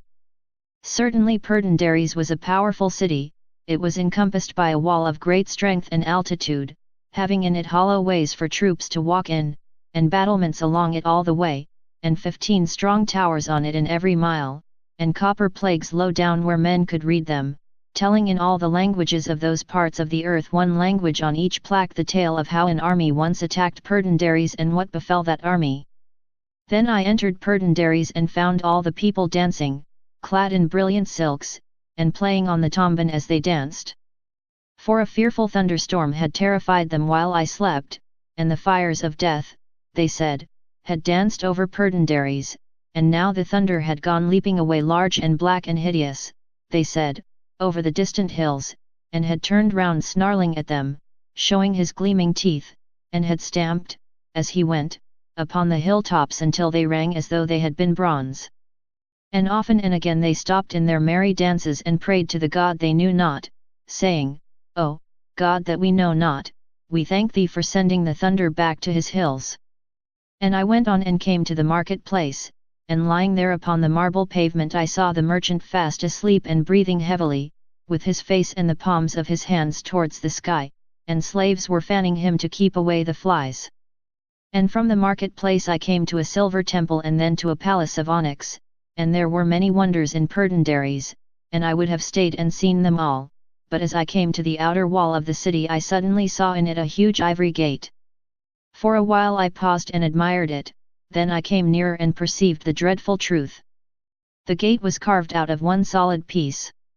I fled at once through the gateway and down to the ship, and even as I ran I thought that I heard far off on the hills behind me the tramp of the fearful beast by whom that mass of ivory was shed, who was perhaps even then looking for his other tusk. When I was on the ship again I felt safer, and I said nothing to the sailors of what I had seen. And now the captain was gradually awakening. Now night was rolling up from the east and north, and only the pinnacles of the towers of Perd&aries still took the fallen sunlight. Then I went to the captain and told him quietly of the thing I had seen. And he questioned me at once about the gate, in a low voice, that the sailors might not know, and I told him how the weight of the thing was such that it could not have been brought from afar, and the captain knew that it had not been there a year ago. We agreed that such a beast could never have been killed by any assault of man, and that the gate must have been a fallen tusk, and one fallen near and recently. Therefore he decided that it were better to flee at once, so he commanded, and the sailors went to the sails, and others raised the anchor to the deck, and just as the highest pinnacle of marble lost the last rays of the sun we left Perd&aries, that famous city. And night came down and cloaked Perd&aries and hid it from our eyes, which as things have happened we'll never see it again, for I have heard since that something swift and wonderful has suddenly wrecked Perd&aries in a day, towers, and walls, and people. And the night deepened over the river Yan, a night all white with stars. And with the night there rose the helmsman's song. As soon as he had prayed he began to sing to cheer himself all through the lonely night. But first he prayed, praying the helmsman's prayer. And this is what I remember of it, rendered into English with a very feeble equivalent of the rhythm that seemed so resonant in those tropic nights. To whatever God may hear. Wherever there be sailors whether of river or sea, whether their way be dark or whether through storm, whether their peril be of beast or of rock, or from enemy lurking on land or pursuing on sea, wherever the tiller is cold or the helmsman stiff, wherever sailors sleep or helmsmen watch, guard, guide, and return us to the old land, that has known us, to the far homes that we know. To all the gods that are. To whatever God may hear. So he prayed, and there was silence. And the sailors laid them down to rest for the night. The silence deepened, and was only broken by the ripples of Yan that lightly touched our prow. Sometimes some monster of the river coughed. Silence and ripples, ripples, and silence again. And then his loneliness came upon the helmsman, and he began to sing. And he sang the market songs of Duras and Duras, and the old dragon legends of Belzoond. Many a song he sang, telling to spacious and exotic Yan the little tales and trifles of his city of Duras. And the songs welled up over the black jungle and came into the clear cold air above, and the great bands of stars that look on Yan began to know the affairs of Duras and Duras, and of the shepherds that dwelt in the fields between, and the flocks that they had, and the loves that they had loved, and all the little things that they hoped to do.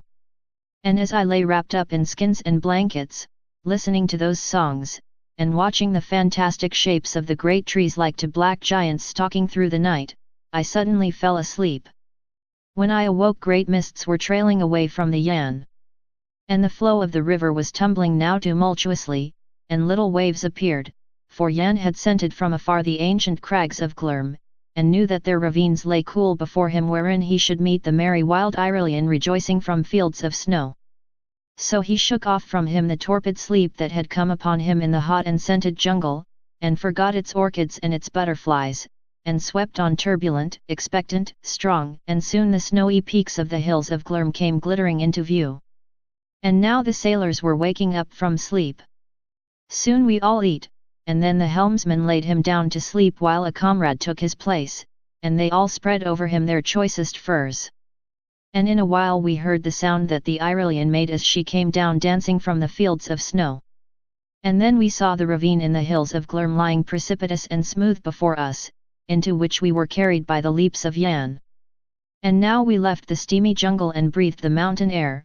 The sailors stood up and took deep breaths of it, and thought of their own far-off Acroctian hills on which were Duras and Duras. Below them in the plains stands fair Belzoond. A great shadow brooded between the cliffs of Glurm, but the crags were shining above us like gnarled moons, and almost lit the gloom.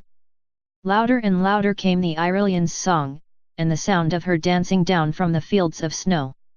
And soon we saw her white and full of mists, and wreathed with rainbows delicate and small that she had plucked up near the mountain's summit from some celestial garden of the Sunday.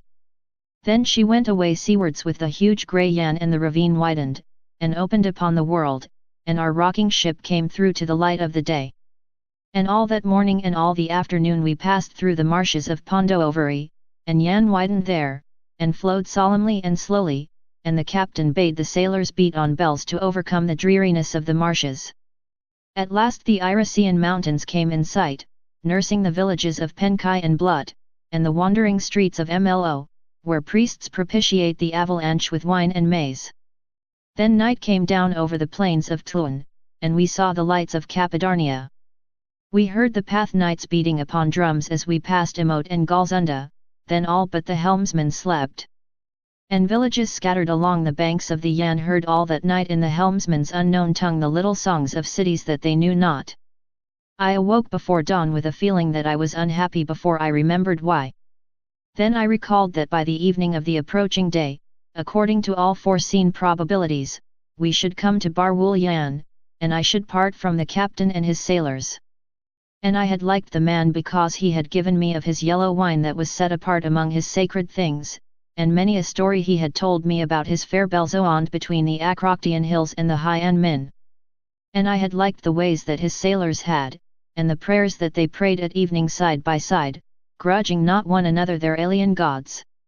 And I had a liking too for the tender way in which they often spoke of Duras and Duras, for it is good that men should love their native cities and the little hills that hold those cities up. And I had come to know who would meet them when they returned to their homes, and where they thought the meetings would take place, some in a valley of the Acroctian hills where the road comes up from Yan, others in the gateway of one or another of the three cities, and others by the fireside in the home. And I thought of the danger that had menaced us all alike outside Purdendaries, a danger that, as things have happened, was very real. And I thought too of the helmsman's cheery song in the cold and lonely night, and how he had held our lives in his careful hands. And as I thought of this the helmsman ceased to sing, and I looked up and saw a pale light had appeared in the sky, and the lonely night had passed, and the dawn widened, and the sailors awoke.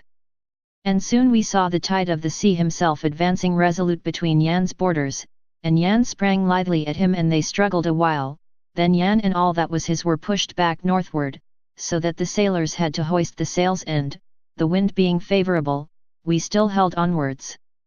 And we passed Gondara and Gnarl and Haz. And we saw memorable, holy Galnas, and heard the pilgrims praying.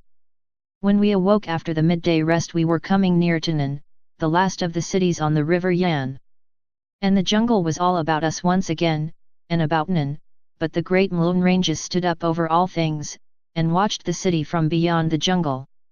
Here we anchored, and the captain and I went up into the city and found that the wanderers had come into Nan. And the wanderers were a weird, dark tribe, that once in every 7 years came down from the peaks of Mlun, having crossed by a pass that is known to them from some fantastic land that lies beyond. And the people of Nan were all outside their houses, and all stood wondering at their own streets. For the men and women of the wanderers had crowded all the ways, and every one was doing some strange thing. Some danced astounding dances that they had learned from the desert wind, rapidly curving and swirling till the eye could follow no longer. Others played upon instruments beautiful wailing tunes that were full of horror, which souls had taught them lost by night in the desert, that strange far desert from which the wanderers came. None of their instruments were such as were known in Nan nor in any part of the region of the Yan, even the horns out of which some were made were of beasts that none had seen along the river, for they were barbed at the tips. And they sang, in the language of Nan, songs that seemed to be akin to the mysteries of night and to the unreasoned fear that haunts dark places. Bitterly all the dogs of Nan distrusted them. And the wanderers told one another fearful tales, for though no one in Nan knew aught of their language, yet they could see the fear on the listeners' faces, and as the tail wound on the whites of their eyes showed vividly in terror as the eyes of some little beast whom the hawk has seized. Then the teller of the tale would smile and stop, and another would tell his story, and the teller of the first tale's lips would chatter with fear. And if some deadly snake chanced to appear, the wanderers would greet him as a brother, and the snake would seem to give his greetings to them before he passed on again. Once that most fierce and lethal of tropic snakes, the giant Lithra, came out of the jungle and all down the street, the central street of Nan, and none of the wanderers moved away from him, but they all played sonorously on drums, as though he had been a person of much honor, and the snake moved through the midst of them and smote none. Even the wanderers' children could do strange things, for if any one of them met with a child of Nan, the two would stare at each other in silence with large grave eyes, then the wanderer's child would slowly draw from his turban a live fish or snake. And the children of Nan could do nothing of that kind at all.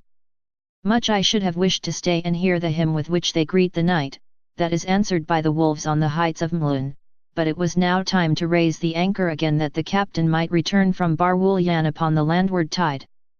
So we went on board and continued down the Yan.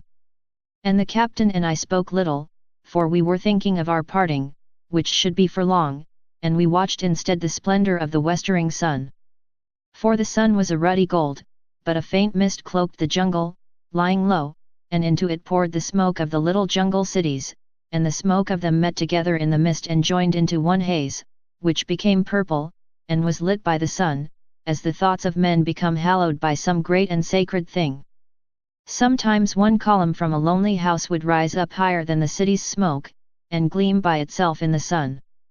And now, as the sun's last rays were nearly level, we saw the sight that I had come to see, for from two mountains that stood on either shore 2 cliffs of pink marble came out into the river, all glowing in the light of the low sun, and they were quite smooth and of mountainous altitude, and they nearly met, and Yan went tumbling between them and found the sea. And this was Barwool Yan, the gate of Yan, and in the distance through that barrier's gap I saw the azure indescribable sea, where little fishing boats went gleaming by. And the sun set, and the brief twilight came, and the exultation of the glory of Barwool Yan was gone, yet still the pink cliffs glowed, the fairest marvel that the eye beheld, and this in a land of wonders. And soon the twilight gave place to the coming out of stars, and the colors of Barwool Yan went dwindling away. And the sight of those cliffs was to me as some chord of music that a master's hand had launched from the violin, and which carries to heaven or faerie the tremulous spirits of men. The gate of Yan. And now by the shore they anchored and went no further, for they were sailors of the river and not of the sea, and knew the Yan but not the tides beyond. And the time was come when the captain and I must part, he to go back again to his fair Belzoond in sight of the distant peaks of the High An Min, and I to find my way by strange means back to those hazy fields that all poets know, wherein stand small mysterious cottages through whose windows, looking westwards, you may see the fields of men, and looking eastwards see glittering elfin mountains, tipped with snow, going range on range into the region of myth, and beyond it into the kingdom of fantasy, which pertain to the lands of dream. Long we regarded one another, knowing that we should meet no more, for my fancy is weakening as the years slip by, and I go ever more seldom into the lands of dream. Then we clasped hands, uncouthly on his part, for it is not the method of greeting in his country, and he commended my soul to the care of his own gods, to his little lesser gods, the humble ones, to the gods that bless Belzoond. The sword and the idol. It was a cold winter's evening late in the Stone Age, the sun had gone down blazing over the plains of Thuld, there were no clouds, only the chill blue sky and the imminence of stars, and the surface of the sleeping earth began to harden against the cold of the night. Presently from their lairs arose, and shook themselves and went stealthily forth, those of earth's children to whom it is the law to prowl abroad as soon as the dusk has fallen. And they went pattering softly over the plain, and their eyes shone in the dark, and crossed and recrossed one another in their courses. Suddenly there became manifest in the midst of the plain that fearful portent of the presence of man, a little flickering fire.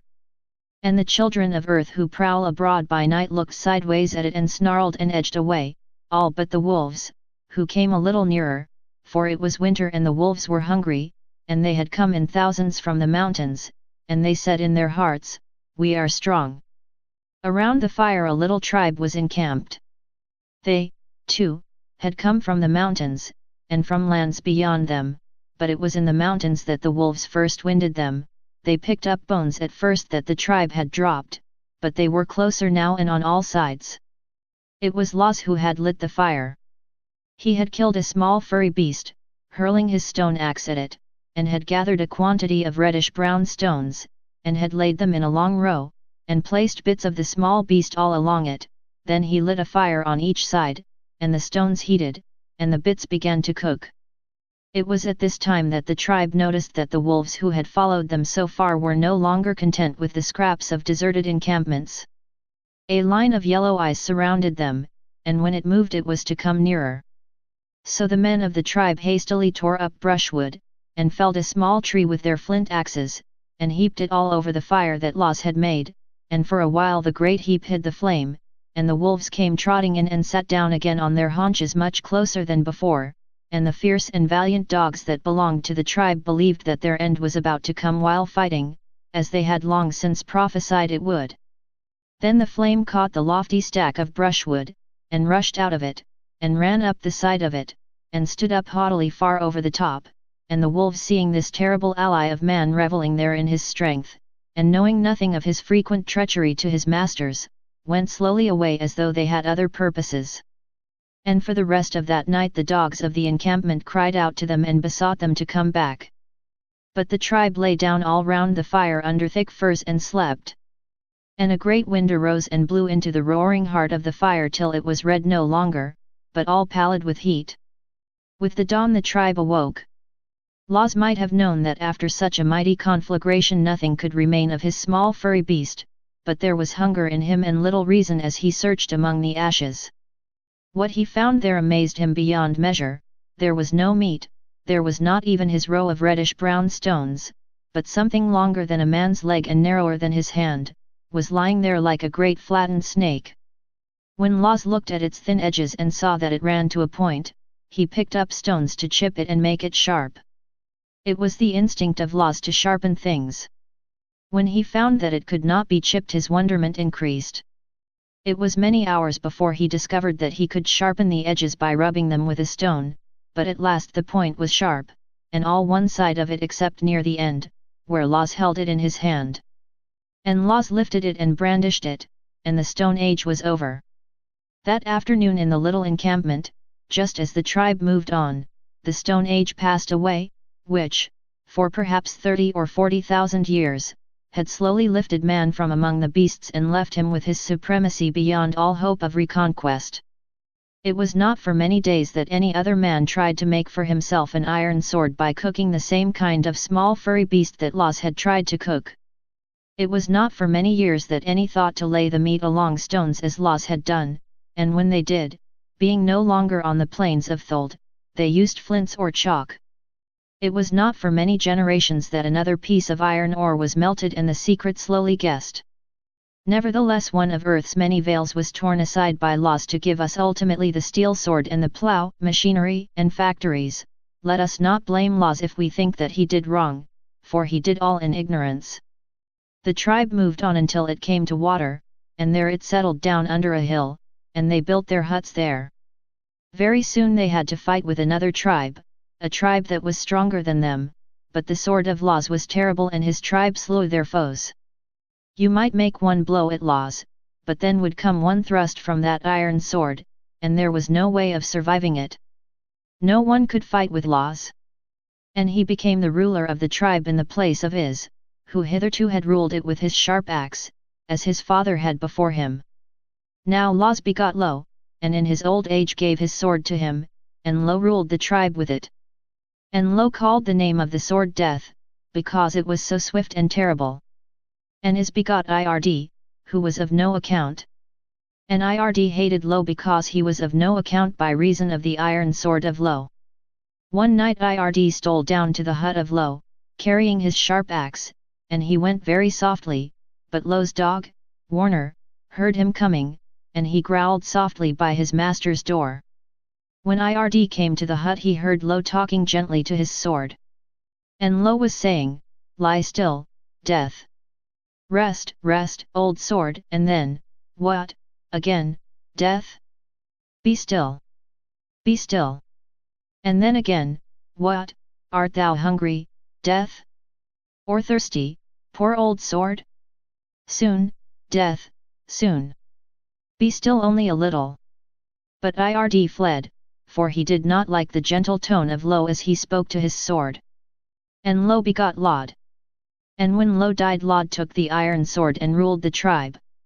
And Ird begot Ith, who was of no account, like his father. Now when Lod had smitten a man or killed a terrible beast, Ith would go away for a while into the forest rather than hear the praises that would be given to Lod. And once, as Ith sat in the forest waiting for the day to pass, he suddenly thought he saw a tree trunk looking at him as with a face. And Ith was afraid, for trees should not look at men.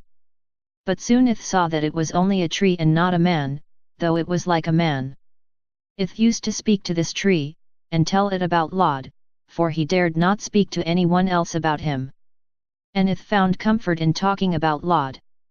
One day Ith went with his stone axe into the forest, and stayed there many days. He came back by night, and the next morning when the tribe awoke they saw something that was like a man and yet was not a man. And it sat on the hill with its elbows pointing outwards and was quite still. And Ith was crouching before it, and hurriedly placing before it fruits and flesh, and then leaping away from it and looking frightened. Presently all the tribe came out to see, but dared not come quite close because of the fear that they saw on the face of Ith. And Ith went to his hut, and came back again with a hunting spearhead and valuable small stone knives, and reached out and laid them before the thing that was like a man, and then sprang away from it. And some of the tribe questioned Ith about the still thing that was like a man, and Ith said, "This is Ged." They then asked, "Who is Ged?"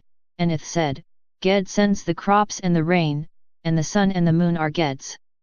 Then the tribe went back to their huts, but later in the day some came again, and they said to Ith, "Ged is only as we are, having hands and feet." And Ith pointed to the right hand of Ged, which was not as his left, but was shaped like the paw of a beast, and Ith said, "By this ye may know that he is not as any man." Then they said, "He is indeed Ged." But Lod said, "He speaketh not, nor doth he eat," and Ith answered, "The thunder is his voice and the famine is his eating." After this the tribe copied Ith, and brought little gifts of meat to Ged, and Ith cooked them before him that Ged might smell the cooking. One day a great thunderstorm came trampling up from the distance and raged among the hills, and the tribe all hid away from it in their huts. And Ith appeared among the huts looking unafraid. And Ith said little, but the tribe thought that he had expected the terrible storm because the meat that they had laid before Ged had been tough meat, and not the best parts of the beasts they slew. And Ged grew to have more honor among the tribe than Lod. And Lod was vexed. One night Lod arose when all were asleep, and quieted his dog, and took his iron sword and went away to the hill. And he came on Ged in the starlight, sitting still, with his elbows pointing outwards, and his beast's paw, and the mark of the fire on the ground where his food had been cooked. And Lod stood there for a while in great fear, trying to keep to his purpose. Suddenly he stepped up close to Ged and lifted his iron sword, and Ged neither hit nor shrank. Then the thought came into Lod's mind, "Ged does not hit. What will Ged do instead?" And Lod lowered his sword and struck not, and his imagination began to work on that, what will Ged do instead? And the more Lod thought, the worse was his fear of Ged. And Lod ran away and left him. Lod still ruled the tribe in battle or in the hunt, but the chiefest spoils of battle were given to Ged, and the beasts that they slew were Ged's, and all questions that concerned war or peace, and questions of law and disputes, were always brought to him, and Ith gave the answers after speaking to Ged by night. At last Ith said, the day after an eclipse, that the gifts which they brought to Ged were not enough, that some far greater sacrifice was needed, that Ged was very angry even now, and not to be appeased by any ordinary sacrifice. And Ith said that to save the tribe from the anger of Ged he would speak to Ged that night, and ask him what new sacrifice he needed. Deep in his heart Lod shuddered, for his instinct told him that Ged wanted Lod's only son, who should hold the iron sword when Lod was gone. No one would dare touch Lod because of the iron sword, but his instinct said in his slow mind again and again, Ged loves Ith. Ith has said so. Ith hates the sword holders. Ith hates the sword holders. Ged loves Ith. Evening fell and the night came when Ith should speak with Ged, and Lod became ever surer of the doom of his race. He lay down but could not sleep. Midnight had barely come when Lod arose and went with his iron sword again to the hill. And there sat Ged. Had Ith been to him yet? Ith whom Ged loved, who hated the sword holders. And Lod looked long at the old sword of iron that had come to his grandfather on the plains of Thuld. Goodbye, old sword. And Lod laid it on the knees of Ged, then went away. And when Ith came, a little before dawn, the sacrifice was found acceptable unto Ged. The idle city. There was once a city which was an idle city, wherein men told vain tales. And it was that city's custom to tax all men that would enter in, the toll of some idle story in the gate.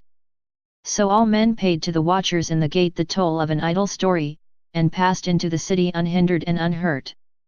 And in a certain hour of the night when the king of that city arose and went pacing swiftly up and down the chamber of his sleeping, and called upon the name of the dead queen, then would the watchers fasten up the gate and go into that chamber to the king, and, sitting on the floor, would tell him all the tales that they had gathered. And listening to them some calmer mood would come upon the king, and listening still he would lie down again and at last fall asleep, and all the watchers silently would arise and steal away from the chamber. A while ago wandering, I came to the gate of that city. And even as I came a man stood up to pay his toll to the watchers. They were seated cross-legged on the ground between him and the gate, and each one held a spear. Near him 2 other travelers sat on the warm sand waiting. And the man said, Now the city of Nombros forsook the worship of the gods and turned towards God. So the gods threw their cloaks over their faces and strode away from the city, and going into the haze among the hills passed through the trunks of the olive groves into the sunset. But when they had already left the earth, they turned and looked through the gleaming folds of the twilight for the last time at their city, and they looked half in anger and half in regret, then turned and went away forever. But they sent back a death, who bore a scythe, saying to it, Slay half in the city that forsook us, but half of them spare alive that they may yet remember their old forsaken gods.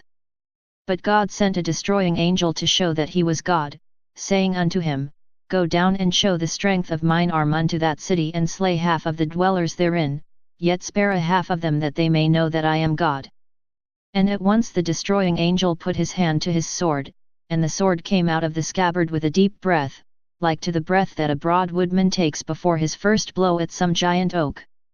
Thereat the angel pointed his arms downwards, and bending his head between them, fell forward from heaven's edge, and the spring of his ankles shot him downwards with his wings furled behind him.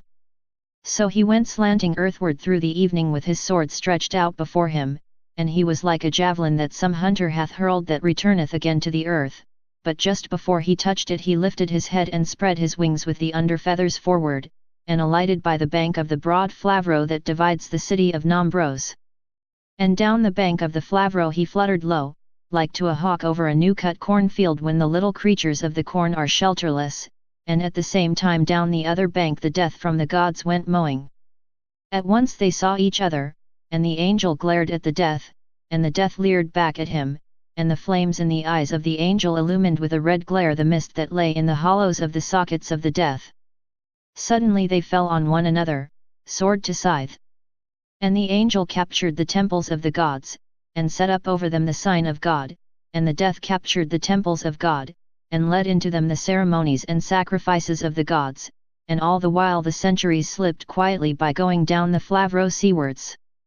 And now some worship God in the temple of the gods, and others worship the gods in the temple of God, and still the angel hath not returned again to the rejoicing choirs, and still the death hath not gone back to die with the dead gods, but all through Nombros they fight up and down, and still on each side of the Flavro the city lives.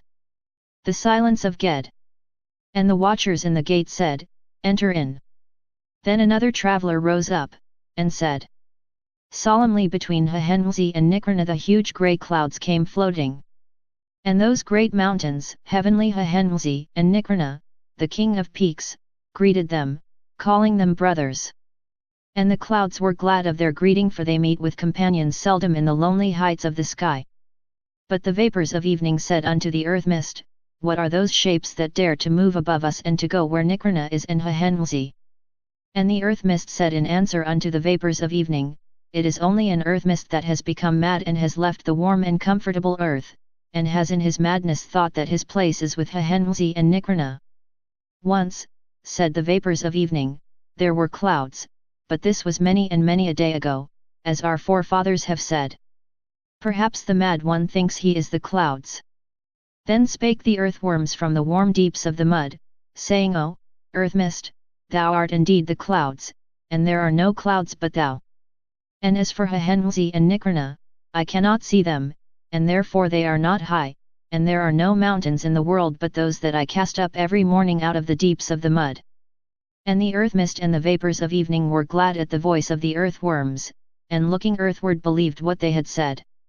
And indeed it is better to be as the earth mist, and to keep close to the warm mud at night, and to hear the earthworms' comfortable speech, and not to be a wanderer in the cheerless heights, but to leave the mountains alone with their desolate snow, to draw what comfort they can from their vast aspect over all the cities of men, and from the whispers that they hear at evening of unknown distant gods. And the watchers in the gate said, Enter in. Then a man stood up who came out of the west, and told a western tale. He said, There is a road in Rome that runs through an ancient temple that once the gods had loved. It runs along the top of a great wall, and the floor of the temple lies far down beneath it, of marble, pink and white.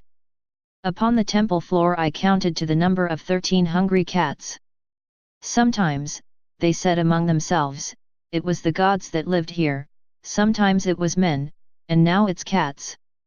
So let us enjoy the sun on the hot marble before another people comes. For it was at that hour of a warm afternoon when my fancy is able to hear the silent voices. And the fearful leanness of all those 13 cats moved me to go into a neighbouring fish shop, and there to buy a quantity of fishes. Then I returned and threw them all over the railing at the top of the great wall, and they fell for 30 feet, and hit the sacred marble with a smack. Now, in any other town but Rome, or in the minds of any other cats, the sight of fishes falling out of heaven had surely excited wonder. They rose slowly, and all stretched themselves, then they came leisurely towards the fishes. It is only a miracle, they said in their hearts. And the watchers in the gate said, Enter in. Proudly and slowly, as they spoke, drew up to them a camel, whose rider sought for entrance to the city. His face shone with the sunset by which for long he had steered for the city's gate. Of him they demanded toll. Whereat he spoke to his camel, and the camel roared and kneeled, and the man descended from him. And the man unwrapped from many silks a box of divers metals wrought by the Japanese, and on the lid of it were figures of men who gazed from some shore at an isle of the inland sea.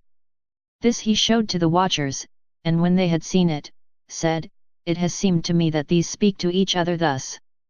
Behold now Ujjaini, the dear one of the sea, the little mother sea that hath no storms. She goeth out from Ujjaini singing a song, and she returneth singing over her sands. Little is Ujjaini in the lap of the sea, and scarce to be perceived by wondering ships. White sails have never wafted her legends afar, they are told not by bearded wanderers of the sea. Her fireside tales are known not to the north, the dragons of China have not heard of them, nor those that ride on elephants through Ind. Men tell the tales and the smoke ariseth upwards, the smoke departeth and the tales are told. Ujjaini is not a name among the nations, she is not known of where the merchants meet, she is not spoken of by alien lips. Indeed, but Ujjaini is little among the isles, yet is she loved by those that know her coasts and her inland places hidden from the sea. Without glory, without fame, and without wealth, Ujjaini is greatly loved by a little people, and by a few, yet not by few, for all her dead still love her, and oft by night come whispering through her woods. Who could forget Ujjaini even among the dead? For here in Ujjaini, wot you, are homes of men, and gardens, and golden temples of the gods, and sacred places inshore from the sea, and many murmurous woods. And there is a path that winds over the hills to go into mysterious holy lands where dance by night the spirits of the woods, or sing unseen in the sunlight, and no one goes into these holy lands, for who that love Ojani would rob her of her mysteries, and the curious aliens come not. Indeed, but we love Ojani though she is so little, she is the little mother of our race, and the kindly nurse of all seafaring birds. And behold, even now caressing her, the gentle fingers of the mother sea, whose dreams are afar with that old wanderer ocean. And yet let us forget not Fusayama, for he stands manifest over clouds and sea, misty below, and vague and indistinct, but clear above for all the isles to watch. The ships make all their journeys in his sight, the nights and the days go by him like a wind, the summers and winters under him flicker and fade, the lives of men pass quietly here and hence, and Fusayama watches there and knows. And the watchers in the gate said, "Enter in." And I, too, would have told them a tale, very wonderful and very true, one that I had told in many cities, which as yet had no believers. But now the sun had set, and the brief twilight gone, and ghostly silences were rising from far and darkening hills. A stillness hung over that city's gate. And the great silence of the solemn night was more acceptable to the watchers in the gate than any sound of man. Therefore they beckoned to us, and motioned with their hands that we should pass untaxed into the city.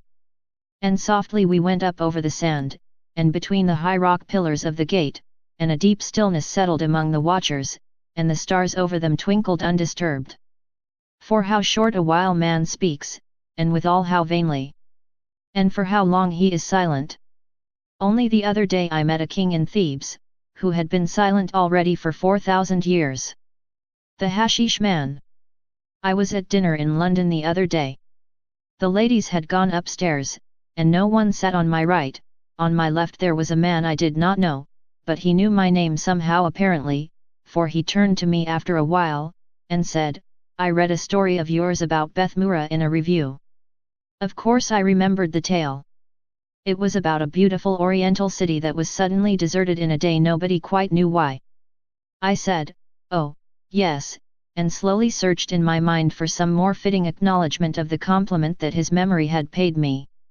I was greatly astonished when he said, "You were wrong about the Nusar sickness, it was not that at all." I said, "Why? Have you been there?" And he said, "Yes, I do it with hashish. I know Bethmoora well." And he took out of his pocket a small box full of some black stuff that looked like tar, but had a stranger smell. He warned me not to touch it with my finger, as the stain remained for days. "I got it from a gypsy," he said. "He had a lot of it, as it had killed his father." But I interrupted him, for I wanted to know for certain what it was that had made desolate that beautiful city, Bethmoora, and why they fled from it swiftly in a day. Was it because of the desert's curse? I asked. And he said, partly it was the fury of the desert and partly the advice of the Emperor Thubamlin, for that fearful beast is in some way connected with the desert on his mother's side. And he told me this strange story. You remember the sailor with the black scar, who was there on the day that you described when the messengers came on mules to the gate of Bethmoora, and all the people fled. I met this man in a tavern, drinking rum, and he told me all about the flight from Bethmoora, but knew no more than you did what the message was, or who had sent it.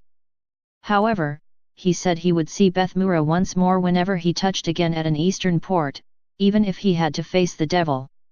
He often said that he would face the devil to find out the mystery of that message that emptied Bethmoora in a day. And in the end he had to face Thubamlin, whose weak ferocity he had not imagined. For one day the sailor told me he had found a ship, and I met him no more after that in the tavern drinking rum. It was about that time that I got the hashish from the gypsy, who had a quantity that he did not want. It takes one literally out of oneself. It is like wings. You swoop over distant countries and into other worlds.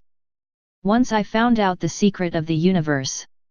I have forgotten what it was, but I know that the Creator does not take creation seriously, for I remember that he sat in space with all his work in front of him and laughed.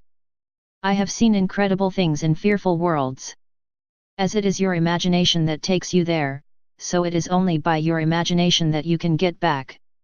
Once out in ether I met a battered, prowling spirit, that had belonged to a man whom drugs had killed 100 years ago, and he led me to regions that I had never imagined, and we parted in anger beyond the Pleiades, and I could not imagine my way back.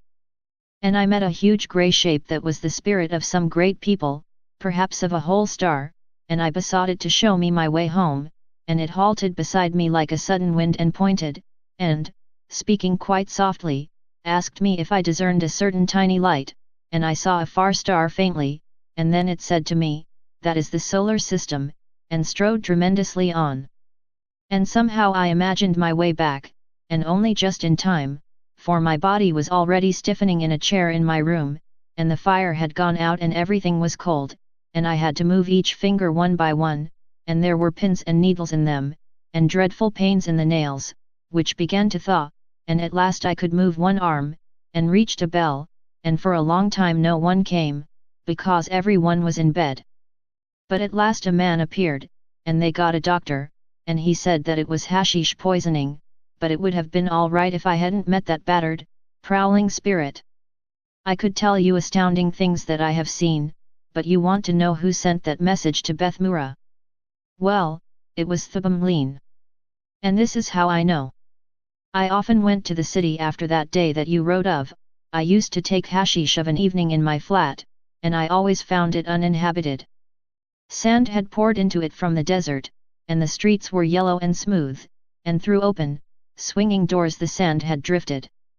One evening I had put the guard in front of the fire, and settled into a chair and eaten my hashish, and the first thing that I saw when I came to Bethmoora was the sailor with the black scar, strolling down the street, and making footprints in the yellow sand. And now I knew that I should see what secret power it was that kept Bethmoora uninhabited.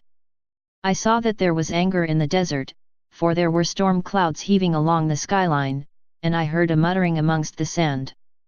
The sailor strolled on down the street, looking into the empty houses as he went.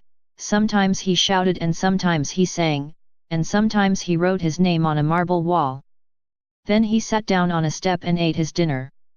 After a while he grew tired of the city, and came back up the street. As he reached the gate of green copper 3 men on camels appeared. I could do nothing. I was only a consciousness, invisible, wandering, my body was in Europe. The sailor fought well with his fists, but he was overpowered and bound with ropes, and led away through the desert. I followed for as long as I could stay, and found that they were going by the way of the desert round the hills of Hap towards Utnervehi, and then I knew that the camel men belonged to Tavern. I work in an insurance office all day, and I hope you won't forget me if ever you want to insure life, fire, or motor, but that's no part of my story. I was desperately anxious to get back to my flat, though it is not good to take hashish 2 days running, but I wanted to see what they would do to the poor fellow, for I had heard bad rumors about Tavern. When at last I got away I had a letter to write, then I rang for my servant, and told him that I must not be disturbed, though I left my door unlocked in case of accidents. After that I made up a good fire, and sat down and partook of the pot of dreams. I was going to the palace of Tavern. I was kept back longer than usual by noises in the street, but suddenly I was up above the town, the European countries rushed by beneath me, and there appeared the thin white palace spires of horrible Tavern. I found him presently at the end of a little narrow room. A curtain of red leather hung behind him, on which all the names of God, written in Yanish, were worked with a golden thread. 3 windows were small and high. The emperor seemed no more than about 20, and looked small and weak. No smiles came on his nasty yellow face, though he tittered continually. As I looked from his low forehead to his quivering under lip, I became aware that there was some horror about him, though I was not able to perceive what it was. And then I saw it, the man never blinked, and though later on I watched those eyes for a blink, it never happened once. Tavern. And then I followed the emperor's rapt glance, and I saw the sailor lying on the floor, alive but hideously rent, and the royal torturers were at work all round him. They had torn long strips from him, but had not detached them, and they were torturing the ends of them far away from the sailor. The man that I met at dinner told me many things which I must omit. The sailor was groaning softly, and every time he groaned Thubamleen tittered. I had no sense of smell, but I could hear and see, and I do not know which was the most revolting, the terrible condition of the sailor or the happy unblinking face of horrible Thubamleen. I wanted to go away, but the time was not yet come, and I had to stay where I was. Suddenly the Emperor's face began to twitch violently and his underlip quivered faster, and he whimpered with anger, and cried with a shrill voice, in Yanish, to the captain of his torturers that there was a spirit in the room. I feared not, for living men cannot lay hands on a spirit, but all the torturers were appalled at his anger, and stopped their work, for their hands trembled with fear. Then 2 men of the spear guard slipped from the room, and each of them brought back presently a golden bowl, with knobs on it, full of hashish, and the bowls were large enough for heads to have floated in had they been filled with blood. And the 2 men fell to rapidly, each eating with 2 great spoons. There was enough in each spoonful to have given dreams to 100 men. And there came upon them soon the hashish state, and their spirits hovered, preparing to go free, while I feared horribly, but ever and anon they fell back again to the bodies, recalled by some noise in the room. Still the men ate, but lazily now, and without ferocity. At last the great spoons dropped out of their hands, and their spirits rose and left them. I could not flee. And the spirits were more horrible than the men, because they were young men, and not yet wholly moulded to fit their fearful souls. Still the sailor groaned softly, evoking little titters from the Emperor Thubamleen. Then the 2 spirits rushed at me, and swept me thence as gusts of wind sweep butterflies, and away we went from that small, pale, heinous man. There was no escaping from these spirits' fierce insistence. The energy in my minute lump of the drug was overwhelmed by the huge spoonsful that these men had eaten with both hands. I was whirled over Arvli Wounduri, and brought to the lands of Snith, and swept on still until I came to Kragwa, and beyond this to those bleak lands that are nearly unknown to fancy. And we came at last to those ivory hills that are named the Mountains of Madness, and I tried to struggle against the spirits of that frightful emperor's men, for I heard on the other side of the ivory hills the pittering of those beasts that prey on the mad, as they prowled up and down. It was no fault of mine that my little lump of hashish could not fight with their horrible spoonsful. Someone was tugging at the hall door bell. Presently a servant came and told our host that a policeman in the hall wished to speak to him at once. He apologized to us, and went outside, and we heard a man in heavy boots, who spoke in a low voice to him. My friend got up and walked over to the window, and opened it, and looked outside. "I should think it will be a fine night," he said. Then he jumped out.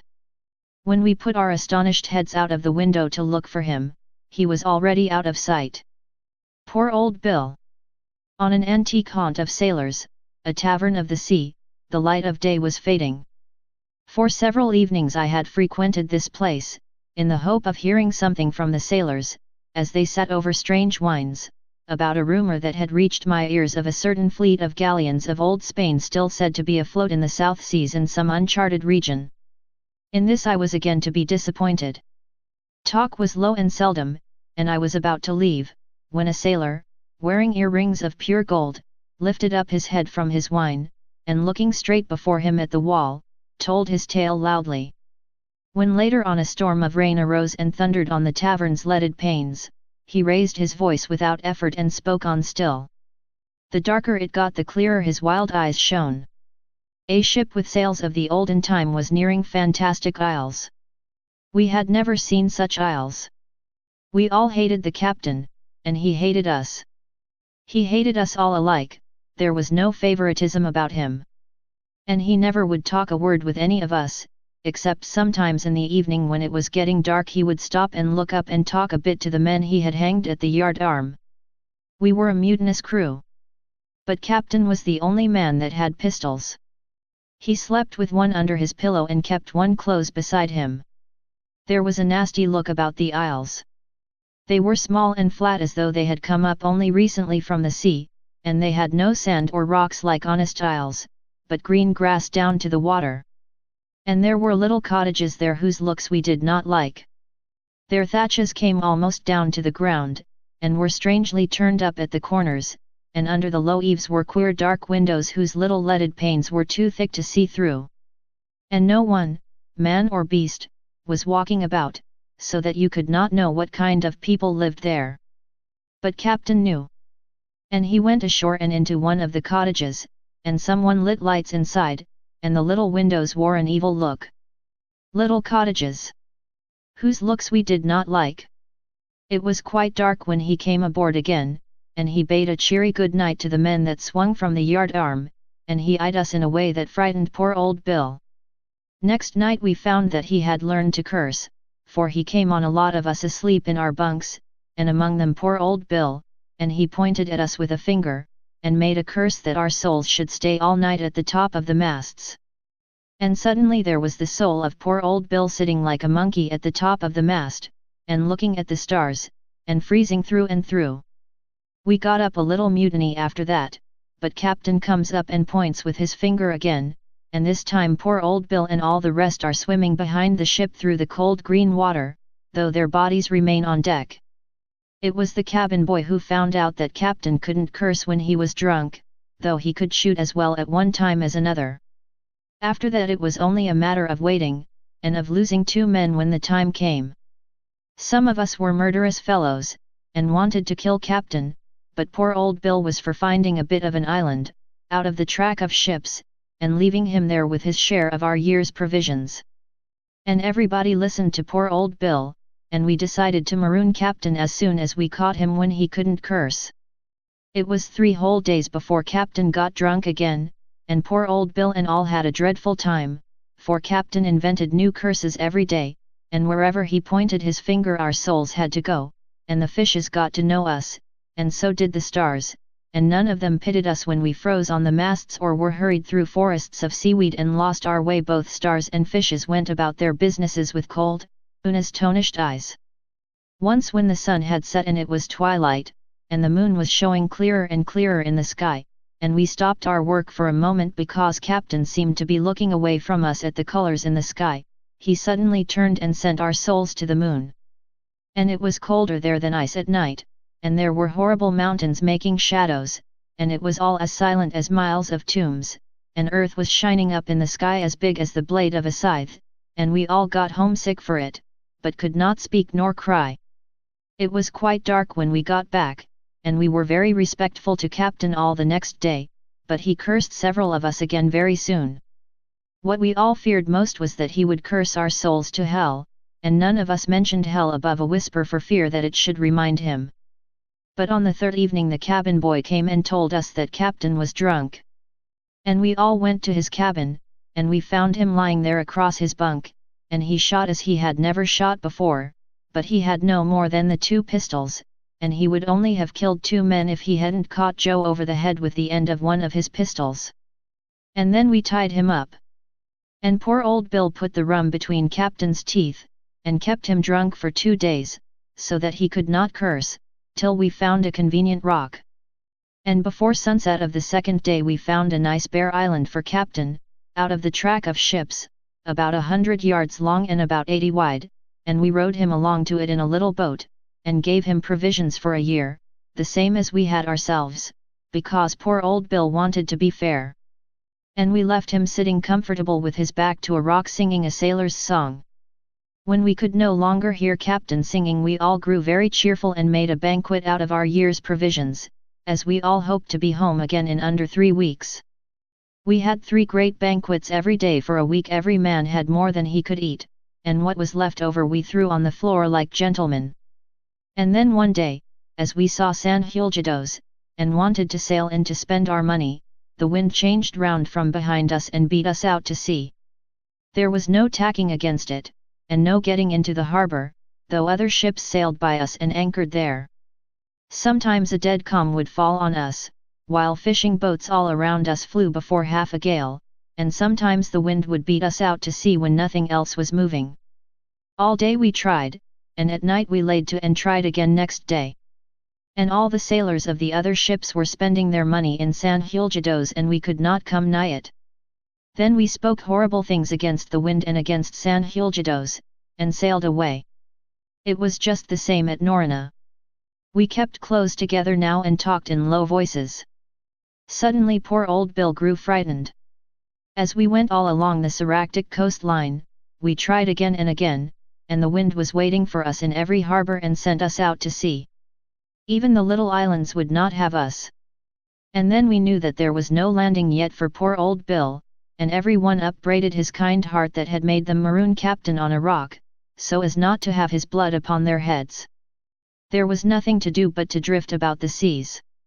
There were no banquets now, because we feared that captain might live his year and keep us out to sea. At first we used to hail all passing ships, and used to try to board them in the boats, but there was no rowing against captain's curse, and we had to give that up. So we played cards for a year in captain's cabin, night and day, storm and fine, and every one promised to pay poor old Bill when we got ashore.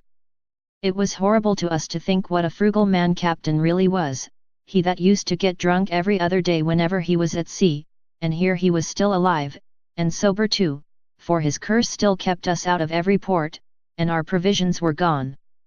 Well, it came to drawing lots, and Jim was the unlucky one. Jim only kept us about 3 days, and then we drew lots again, and this time it was the nigger. The nigger didn't keep us any longer, and we drew again, and this time it was Charlie, and still captain was alive. As we got fewer, one of us kept us longer. Longer and longer a mate used to last us, and we all wondered however captain did it. It was 5 weeks over the year when we drew Mike, and he kept us for a week, and captain was still alive. We wondered he didn't get tired of the same old curse, but we supposed things looked different when one is alone on an island. When there was only Jakes and poor old Bill and the cabin boy and Dick, we didn't draw any longer. We said that the cabin boy had had all the luck, and he mustn't expect any more. Then poor old Bill was alone with Jakes and Dick, and captain was still alive. When there was no more boy, and the captain still alive, Dick, who was a huge strong man like poor old Bill, said that it was Jake's turn, and he was very lucky to have lived as long as he had. But poor old Bill talked it all over with Jakes, and they thought it better that Dick should take his turn. Then there was Jakes and poor old Bill, and captain would not die. And these two used to watch one another night and day, when Dick was gone and no one else was left to them. And at last poor old Bill fell down in a faint and lay there for an hour. Then Jakes came up to him slowly with his knife, and makes a stab at poor old Bill as he lies there on the deck. And poor old Bill caught hold of him by the wrist, and put his knife into him twice to make quite sure, although it spoiled the best part of the meat. Then poor old Bill was all alone at sea. And the very next week, before the food gave out, captain must have died on his bit of an island, for poor old Bill heard captain's soul going cursing over the sea, and the day after that the ship was cast on a rocky coast. And captain's been dead now for over 100 years, and poor old Bill is safe ashore again. But it looks as if captain hadn't done with him yet, for poor old Bill doesn't ever get any older, and somehow or other he doesn't seem to die. Poor old Bill! When this was over, the man's fascination suddenly snapped, and we all jumped up and left him. It was not only his revolting story, but it was the fearful look in the eyes of the man who told it, and the terrible ease with which his voice surpassed the roar of the rain, that decided me never again to enter that haunt of sailors, the Tavern of the Sea. The Beggars. I was walking down Piccadilly not long ago, thinking of nursery rhymes and regretting old romance. As I saw the shopkeepers walk by in their black frock coats and their black hats, I thought of the old line in nursery annals, "The merchants of London, they wear scarlet." The streets were all so unromantic, dreary. Nothing could be done for them, I thought, nothing. And then my thoughts were interrupted by barking dogs. Every dog in the street seemed to be barking, every kind of dog, not only the little ones but the big ones too. They were all facing east towards the way I was coming by. Then I turned round to look and had this vision, in Piccadilly, on the opposite side to the houses just after you pass the cab rank. Tall bent men were coming down the street arrayed in marvellous cloaks. All were sallow of skin and swarthy of hair, and the most of them wore strange beards.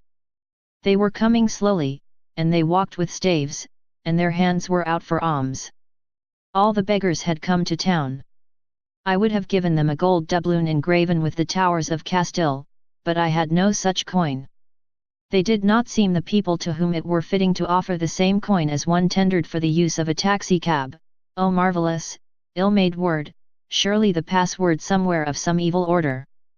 Some of them wore purple cloaks with wide green borders, and the border of green was a narrow strip with some, and some wore cloaks of old and faded red, and some wore violet cloaks, and none wore black.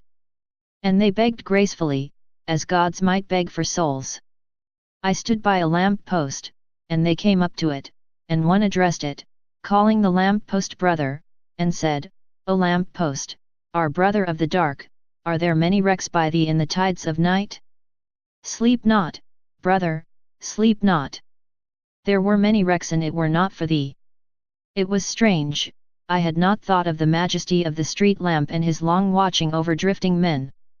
But he was not beneath the notice of these cloaked strangers. And then one murmured to the street, Art thou weary, street? Yet a little longer they shall go up and down, and keep thee clad with tar and wooden bricks. Be patient, street. In a while the earthquake cometh. Who are you? People said.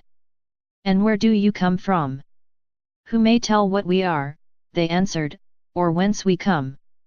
And one turned towards the smoke-stained houses, saying, Blessed be the houses, because men dream therein. Then I perceived, what I had never thought, that all these staring houses were not alike, but different one from another, because they held different dreams.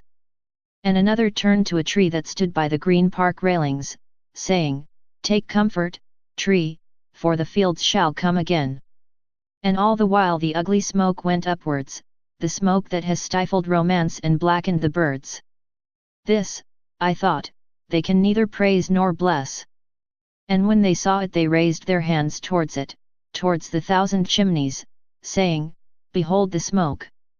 The old coal forests that have lain so long in the dark, and so long still, are dancing now and going back to the sun. Forget not earth, O our brother, and we wish thee joy of the Sunday. It had rained, and a cheerless stream dropped down a dirty gutter. It had come from heaps of refuse, foul and forgotten, it had gathered upon its way things that were derelict, and went to sombre drains unknown to man or the sun. It was this sullen stream as much as all other causes that had made me say in my heart that the town was vile, that beauty was dead in it, and romance fled. Even this thing they blessed. And one that wore a purple cloak with broad green border, said, Brother, be hopeful yet, for thou shalt surely come at last to the delectable sea, and meet the heaving, huge, and travelled ships, and rejoice by isles that know the golden Sunday.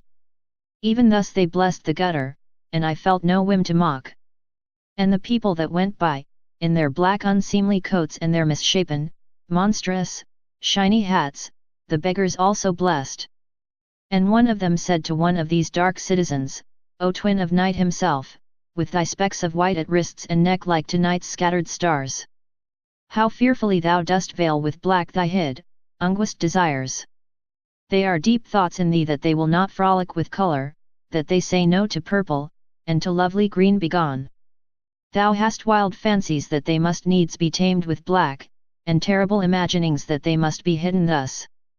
Has thy soul dreams of the angels, and of the walls of faery that thou hast guarded it so utterly, lest it dazzle astonished eyes? Even so God hid the diamond deep down in miles of clay. The wonder of thee is not marred by mirth. Behold thou art very secret. Be wonderful. Be full of mystery. Silently the man in the black frock coat passed on. And I came to understand when the purple beggar had spoken, that the dark citizen had trafficked perhaps with ind, that in his heart were strange and dumb ambitions, that his dumbness was founded by solemn right on the roots of ancient tradition, that it might be overcome one day by a cheer in the street or by some one singing a song, and that when this shopman spoke there might come clefts in the world and people peering over at the abyss. Then turning towards Green Park, where as yet spring was not, the beggars stretched out their hands, and looking at the frozen grass and the yet unbudding trees they, chanting all together, prophesied daffodils. A motor omnibus came down the street, nearly running over some of the dogs that were barking ferociously still. It was sounding its horn noisily. And the vision went then. Carcassonne. In a letter from a friend whom I have never seen, one of those that read my books, this line was quoted, but he never came to Carcassonne. I do not know the origin of the line, but I made this tale about it. When Camoric reigned at Arn, and the world was fairer, he gave a festival to all the Weald to commemorate the splendor of his youth. They say that his house at Arn was huge and high, and its ceiling painted blue, and when evening fell men would climb up by ladders and light the scores of candles hanging from slender chains. And they say, too, that sometimes a cloud would come, and pour in through the top of one of the oriel windows, and it would come over the edge of the stonework as the sea mist comes over a sheer cliff's shaven lip where an old wind has blown forever and ever. He has swept away thousands of leaves and thousands of centuries, they are all one to him, he owes no allegiance to time. And the cloud would reshape itself in the hall's lofty vault and drift on through it slowly, and out to the sky again through another window. And from its shape the knights in Camoric's hall would prophesy the battles and sieges of the next season of war. They say of the hall of Camoric at Arn that there hath been none like it in any land, and foretell that there will be never. Hither had come in the folk of the Weald from sheepfold and from forest, revolving slow thoughts of food and shelter and love, and they sat down wondering in that famous hall, and therein also were seated the men of Arn, the town that clustered round the king's high house, and was all roofed with the red, maternal earth. If old songs may be trusted, it was a marvellous hall. Many who sat there could only have seen it distantly before, a clear shape in the landscape, but smaller than a hill. Now they beheld along the wall the weapons of Camoric's men, of which already the lute players made songs, and tales were told at evening in the byres. There they descried the shield of Camoric that had gone to and fro across so many battles, and the sharp but dinted edges of his sword. There were the weapons of Gadriel the Leal and Norn and Athoric of the sleety sword, Hariel the wild, Jarld and Thanga of Esk. Their arms hung evenly all round the hall, low where a man could reach them, and in the place of honour in the midst, between the arms of Camoric and of Gadriel the Leal, hung the harp of Arleon. And of all the weapons hanging on those walls none were more calamitous to Camoric's foes than was the harp of Arleon.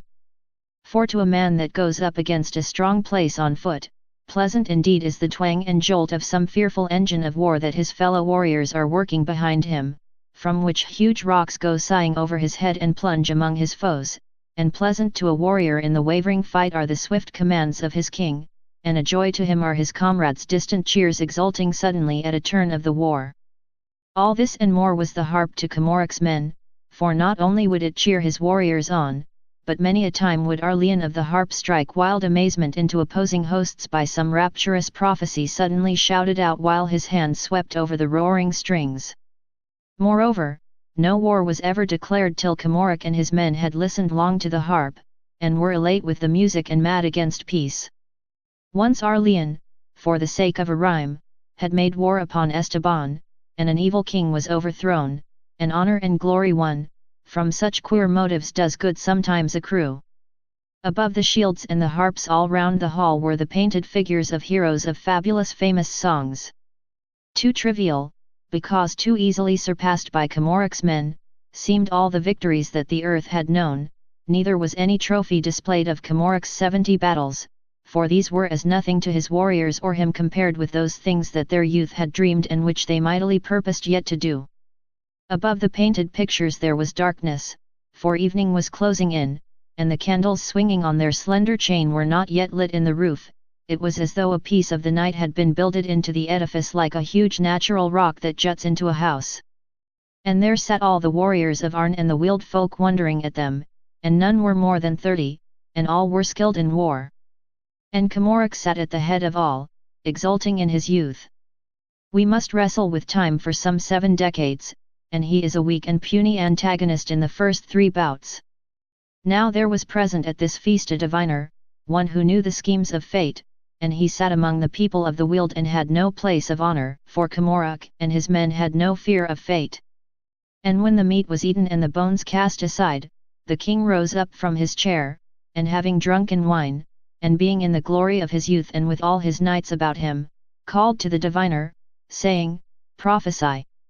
And the diviner rose up, stroking his grey beard, and spake guardedly. There are certain events, he said, upon the ways of fate that are veiled even from a diviner's eyes, and many more are clear to us that were better veiled from all. Much I know that is better unforetold, and some things that I may not foretell on pain of centuries of punishment. But this I know and foretell, that you will never come to Carcassonne. Instantly there was a buzz of talk telling of Carcassonne. Some had heard of it in speech or song, some had read of it, and some had dreamed of it. And the king sent Arleon of the harp down from his right hand to mingle with the wheeled folk to hear aught that any told of Carcassonne. But the warriors told of the places they had won to many a hard-held fortress, many a far-off land, and swore that they would come to Carcassonne. And in a while came Arleon back to the king's right hand, and raised his harp and chanted and told of Carcassonne. Far away it was, and far away, a city of gleaming ramparts rising one over other, and marble terraces behind the ramparts, and fountains shimmering on the terraces.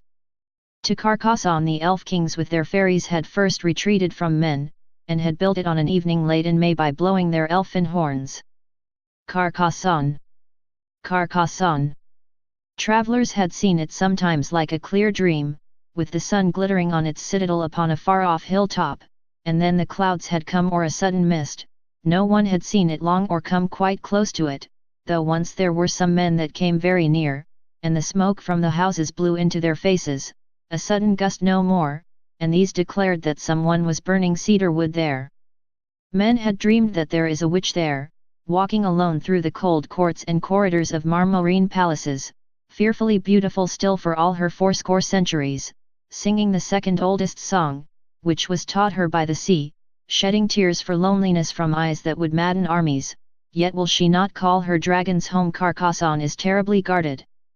Sometimes she swims in a marble bath through whose deeps a river tumbles, or lies all morning on the edge of it to dry slowly in the sun, and watches the heaving river trouble the deeps of the bath. It flows through the caverns of earth for further than she knows, and coming to light in the witch's bath goes down through the earth again to its own peculiar sea. In autumn sometimes it comes down black with snow that spring has molten in unimagined mountains, or withered blooms of mountain shrubs go beautifully by. When there is blood in the bath she knows there is war in the mountains, and yet she knows not where those mountains are. When she sings the fountains dance up from the dark earth, when she combs her hair they say there are storms at sea, when she is angry the wolves grow brave and all come down to the byres, when she is sad the sea is sad, and both are sad forever. Carcassonne! Carcassonne! This city is the fairest of the wonders of morning, the sun shouts when he beholdeth it, for Carcassonne evening weepeth when evening passeth away. And Arleon told how many goodly perils were round about the city, and how the way was unknown, and it was a nightly venture.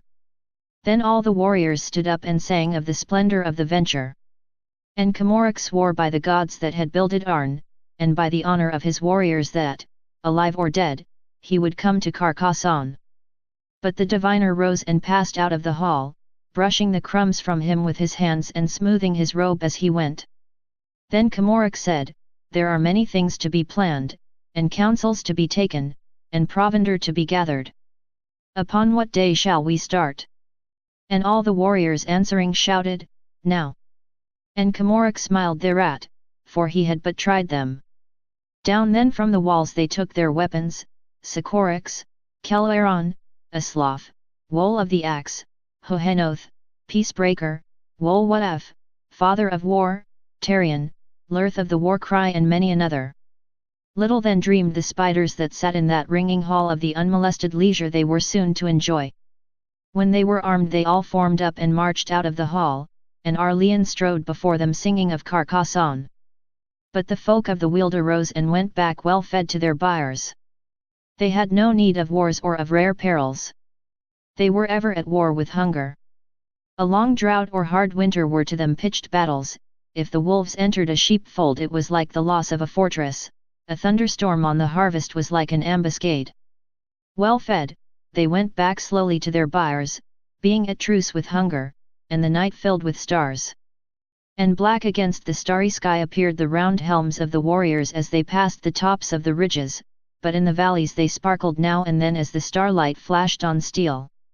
They followed behind Arleon going south, whence rumours had always come of Carcassonne, so they marched in the starlight, and he before them singing.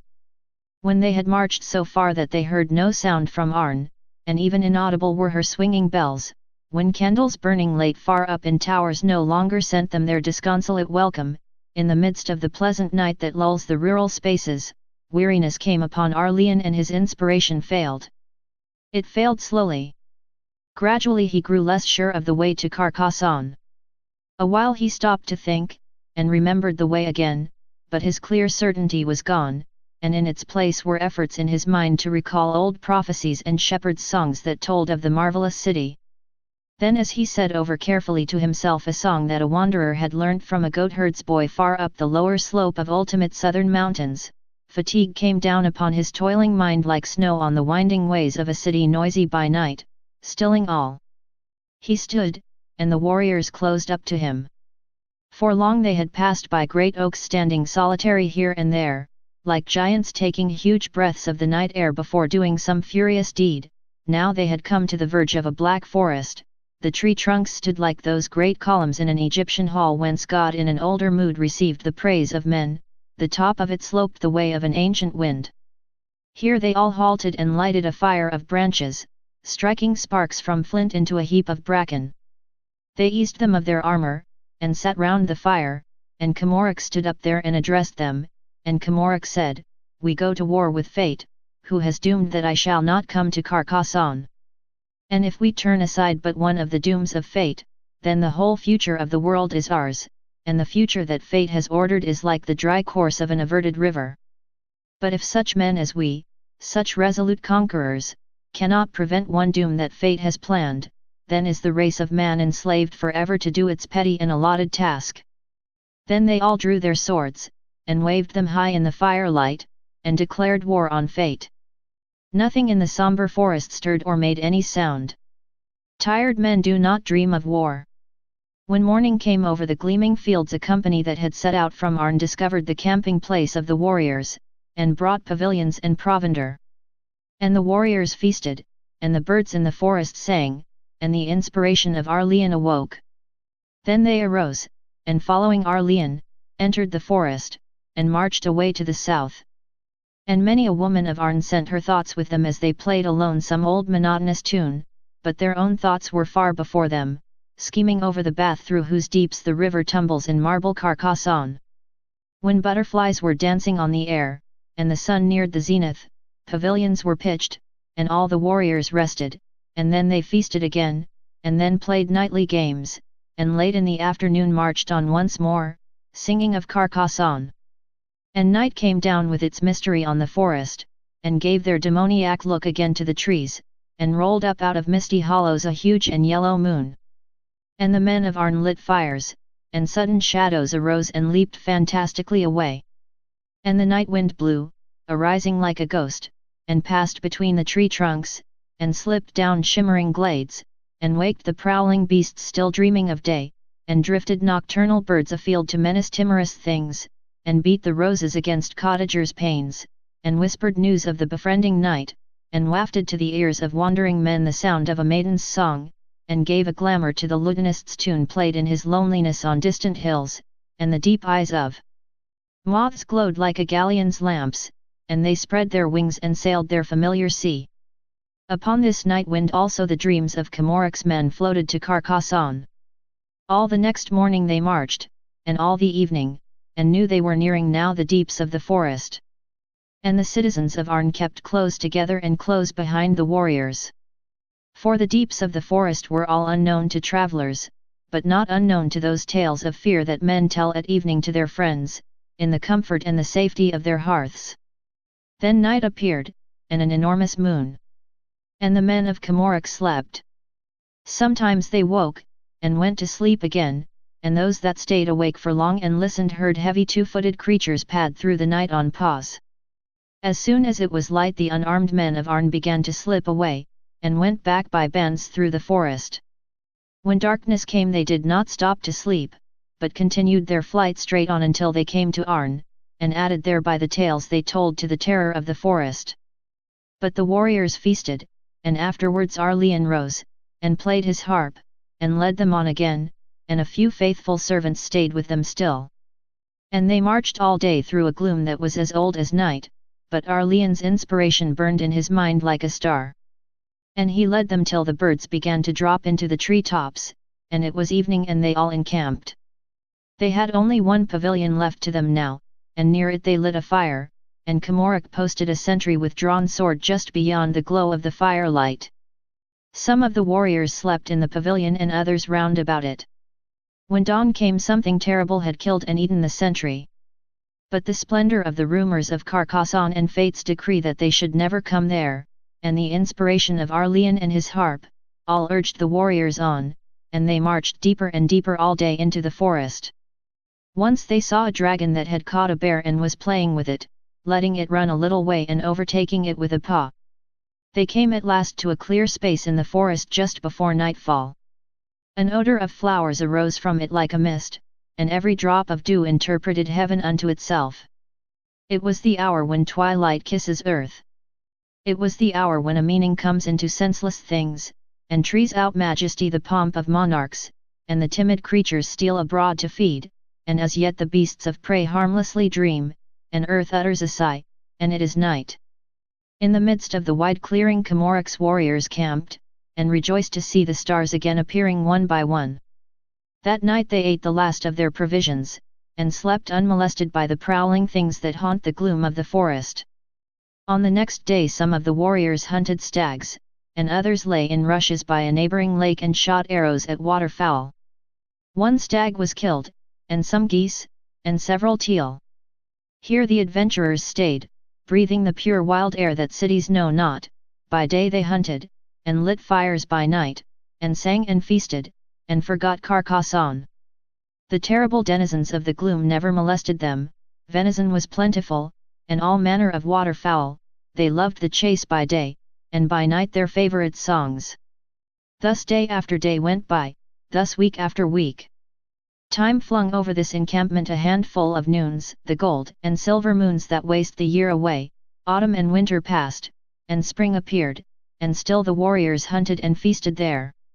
One night of the springtide they were feasting about a fire and telling tales of the chase, and the soft moths came out of the dark and flaunted their colors in the firelight, and went out grey into the dark again, and the night wind was cool upon the warriors' necks, and the campfire was warm in their faces, and a silence had settled among them after some song, and Arleon all at once rose suddenly up, remembering Carcassonne. And his hand swept over the strings of his harp, awaking the deeper chords, like the sound of a nimble people dancing their steps on bronze, and the music rolled away into the night's own silence, and the voice of Arleon rose. When there is blood in the bath she knows there is war in the mountains, and longs for the battle shout of kingly men. And suddenly all shouted, Carcassonne! And at that word their idleness was gone as a dream is gone from a dreamer waked with a shout. And soon the great march began that faltered no more nor wavered. Unchecked by battles, undaunted in lonesome spaces, ever unwearied by the vulturous years, the warriors of Camoric held on, and Arleon's inspiration led them still. They cleft with the music of Arleon's harp the gloom of ancient silences, they went singing into battles with terrible wild men, and came out singing, but with fewer voices. They came to villages and valleys full of the music of bells, or saw the lights at dusk of cottages sheltering others. They became a proverb for wandering, and a legend arose of strange, disconsolate men. Folks spoke of them at nightfall when the fire was warm and rain slipped down the eaves, and when the wind was high small children feared the men who would not rest were going clattering past. Strange tales were told of men in old grey armour moving at twilight along the tops of the hills and never asking shelter, and mothers told their boys who grew impatient of home that the grey wanderers were once so impatient and were now hopeless of rest, and were driven along with the rain whenever the wind was angry.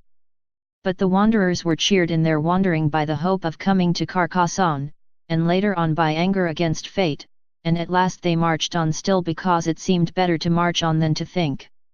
For many years they had wandered and had fought with many tribes, Often they gathered legends in villages and listened to idle singers singing songs, and all the rumors of Carcassonne still came from the south.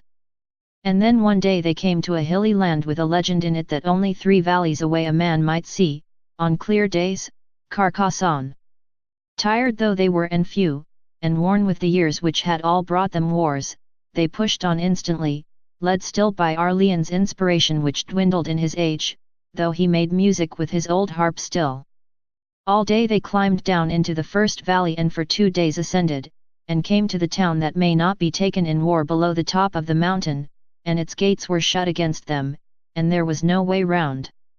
To left and right steep precipices stood for as far as eye could see or legend tell of, and the pass lay through the city. Therefore Hilnaric drew up his remaining warriors in line of battle to wage their last war, and they stepped forward over the crisp bones of old, unburied armies. No sentinel defied them in the gate, no arrow flew from any tower of war. One citizen climbed alone to the mountain's top, and the rest hid themselves in sheltered places. Now, in the top of the mountain was a deep, bowl-like cavern in the rock, in which fires bubbled softly. But if any cast a boulder into the fires, as it was the custom for one of those citizens to do when enemies approached them, the mountain hurled up intermittent rocks for 3 days, and the rocks fell flaming all over the town and all round about it. And just as Hilnaric's men began to batter the gate they heard a crash on the mountain, and a great rock fell beyond them and rolled into the valley. The next 2 fell in front of them on the iron roofs of the town. Just as they entered the town a rock found them crowded in a narrow street, and shattered 2 of them. The mountain smoked and panted, with every pant a rock plunged into the streets or bounced along the heavy iron roof, and the smoke went slowly up, and up, and up. When they had come through the long town's empty streets to the locked gate at the end, only 15 were left. When they had broken down the gate there were only 10 alive. 3 more were killed as they went up the slope, and 2 as they passed near the terrible cavern. Fate let the rest go some way down the mountain upon the other side, and then took 3 of them. Hilnaric and Arleon alone were left alive. And night came down on the valley to which they had come, and was lit by flashes from the fatal mountain, and the 2 mourned for their comrades all night long. But when the morning came they remembered their war with fate, and their old resolve to come to Carcassonne, and the voice of Arleon rose in a quavering song, and snatches of music from his old harp, and he stood up and marched with his face southwards as he had done for years, and behind him Hilnaric went. And when at last they climbed from the 3rd valley, and stood on the hill's summit in the golden sunlight of evening, their aged eyes saw only miles of forest and the birds going to roost. Their beards were white, and they had travelled very far and hard. It was the time with them when a man rests from labours and dreams in light sleep of the years that were and not of the years to come. Long they looked southwards, and the sun set over remoter forests, and glowworms lit their lamps, and the inspiration of Arleon rose and flew away forever, to gladden, perhaps, the dreams of younger men. And Arleon said, "My king, I know no longer the way to Carcassonne." And Hilnaric smiled, as the aged smile, with little cause for mirth, and said, "The years are going by us like huge birds, whom doom and destiny and the schemes of God have frightened up out of some old grey marsh. And it may well be that against these no warrior may avail, and that fate has conquered us, and that our quest has failed." And after this they were silent. Then they drew their swords, and side by side went down into the forest, still seeking for Carcassonne. I think they got not far, for there were deadly marshes in that forest, and gloom that outlasted the nights, and fearful beasts accustomed to its ways. Neither is there any legend, either in verse or among the songs of the people of the fields, of any having come to Carcassonne. In Zakharov. "Come," said the king in sacred Zakharov, "and let our prophets prophesy before us." A far-seen jewel of light was the holy palace, a wonder to the nomads on the plains. There was the king with all his underlords, and the lesser kings that did him vassalage, and there were all his queens with all their jewels upon them. Who shall tell of the splendor in which they sat, of the 1,000 lights and the answering emeralds, of the dangerous beauty of that horde of queens, or the flash of their laden necks? There was a necklace there of rose-pink pearls beyond the art of dreamer to imagine. Who shall tell of the amethyst chandeliers, where torches, soaked in rare Pyrenean oils, burned and gave off a scent of blood honey? 1. The herb marvellous, which, growing near the summit of Mount Zomnos, scents all the Zomnian range, and is smelt far out on the Capuscran plains, and even, when the wind is from the mountains, in the streets of the city of Ognoth. At night it closes its petals and is heard to breathe, and its breath is a swift poison. This it does even by day if the snows are disturbed about it. No plant of this has ever been captured alive by a hunter. Enough to say that when the dawn came up it appeared by contrast pallid and unlovely and stripped all bare of its glory, so that it hid itself with rolling clouds. Come, said the king, let our prophets prophesy. Then the herald stepped through the ranks of the king's silk-clad warriors who lay oiled and scented upon velvet cloaks, with a pleasant breeze among them caused by the fans of slaves, even their casting spears were set with jewels. Through their ranks the heralds went with mincing steps, and came to the prophets, clad in brown and black, and one of them they brought and set him before the king. And the king looked at him and said, Prophesy unto us. And the prophet lifted his head, so that his beard came clear from his brown cloak, and the fans of the slaves that fanned the warriors wafted the tip of it a little awry. And he spake to the king, and spake thus. Woe unto thee, king, and woe unto Zakharov! Woe unto thee, and woe unto thy women, for your fall shall be sore and soon. Already in heaven the gods shun thy God, they know his doom and what is written of him, he sees oblivion before him like a mist. Thou hast aroused the hate of the mountaineers. They hate thee all along the crags of Drum. The evilness of thy days shall bring down the Zetaeans on thee as the sons of springtide bring the avalanche down.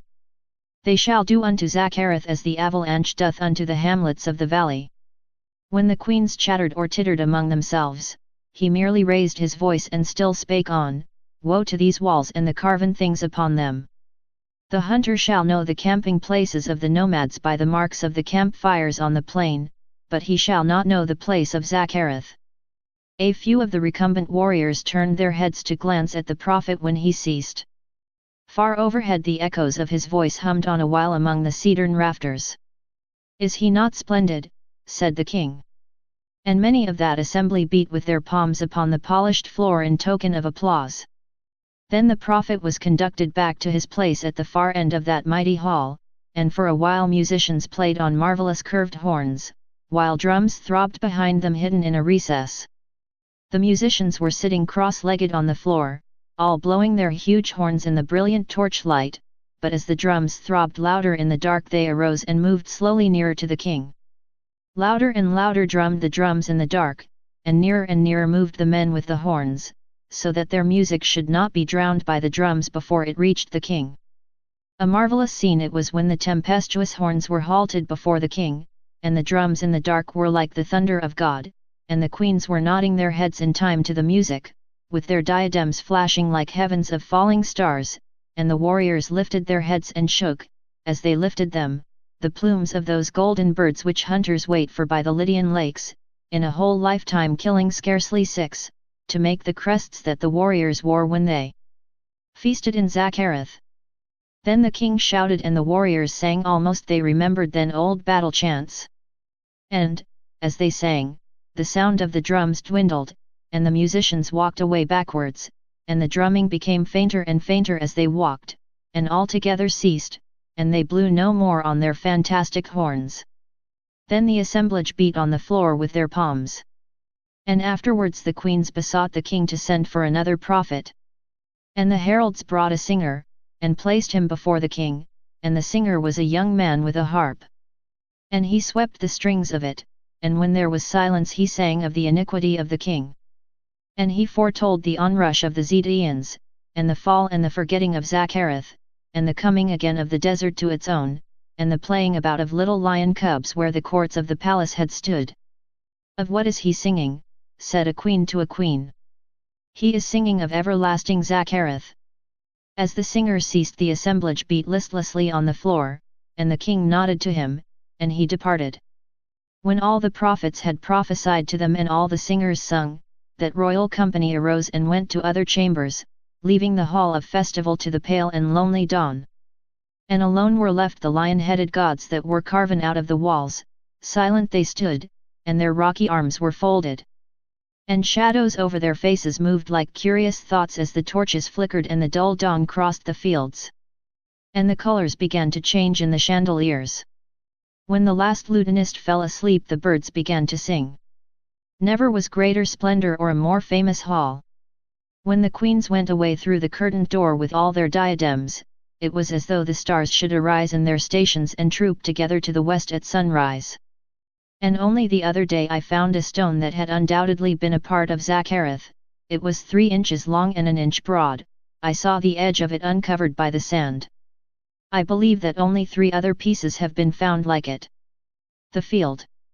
When one has seen spring's blossom fall in London, and summer appear and ripen and decay, as it does early in cities, and one is in London still, then, at some moment or another, the country places lift their flowery heads and call to one with an urgent, masterful clearness, upland behind upland in the twilight, like to some heavenly choir arising rank on rank to call a drunkard from his gambling hell. No volume of traffic can drown the sound of it, no lure of London can weaken its appeal. Having heard it, one's fancy is gone, and evermore departed, to some coloured pebble a gleam in a rural brook, and all that London can offer is swept from one's mind like some suddenly smitten metropolitan Goliath. The call is from afar both in leagues and years, for the hills that call one are the hills that were, and their voices are the voices of long ago, when the elf kings still had horns. I see them now, those hills of my infancy, for it is they that call, with their faces upturned to the purple twilight, and the faint diaphanous figures of the fairies peering out from under the bracken to see if evening is come. I do not see upon their regal summits those desirable mansions, and highly desirable residences, which have lately been built for gentlemen who would exchange customers for tenants. When the hills called, I used to go to them by road, riding a bicycle. If you go by train you miss the gradual approach, you do not cast off London like an old forgiven sin, nor pass by little villages on the way that must have some rumour of the hills, nor, wondering if they are still the same, come at last upon the edge of their far-spread robes, and so on to their feet, and see far off their holy, welcoming faces. In the train you see them suddenly round a curve, and there they all are sitting in the sun. I imagine that as one penetrated out from some enormous forest of the tropics, the wild beasts would become fewer, the gloom would lighten, and the horror of the place would slowly lift. Yet as one emerges nearer to the edge of London, and nearer to the beautiful influence of the hills, the houses become uglier, the streets viler, the gloom deepens, the errors of civilization stand bare to the scorn of the fields. Where ugliness reaches the height of its luxuriance, in the dense misery of the place, where one imagines the builder saying, "Here I culminate. Let us give thanks to Satan," there is a bridge of yellow brick, and through it, as through some gate of filigree silver opening on fairyland, one passes into the country. To left and right, as far as one can see, stretches that monstrous city, before one are the fields like an old, old song. There is a field there that is full of king cups. A stream runs through it, and along the stream is a little wood of osiers. There I used often to rest at the stream's edge before my long journey to the hills. There I used to forget London, street by street. Sometimes I picked a bunch of king cups to show them to the hills. I often came there. At first I noticed nothing about the field except its beauty and its peacefulness. But the second time that I came I thought there was something ominous about the field. Down there among the king cups by the little shallow stream I felt that something terrible might happen in just such a place. I did not stay long there, because I thought that too much time spent in London had brought on these morbid fancies, and I went on to the hills as fast as I could. I stayed for some days in the country air, and when I came back I went to the field again to enjoy that peaceful spot before entering London. But there was still something ominous among the osiers. A year elapsed before I went there again.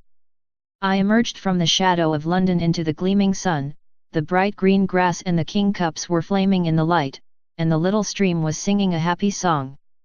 But the moment I stepped into the field my old uneasiness returned, and worse than before. It was as though the shadow was brooding there of some dreadful future thing, and a year had brought it nearer. I reasoned that the exertion of bicycling might be bad for one, and that the moment one rested this uneasiness might result. A little later I came back past the field by night, and the song of the stream in the hush attracted me down to it. And there the fancy came to me that it would be a terribly cold place to be in the starlight, if for some reason one was hurt and could not get away. I knew a man who was minutely acquainted with the past history of that locality, and him I asked if anything historical had ever happened in that field. When he pressed me for my reason in asking him this, I said that the field had seemed to me such a good place to hold a pageant in. But he said that nothing of any interest had ever occurred there, nothing at all. So it was from the future that the field's trouble came.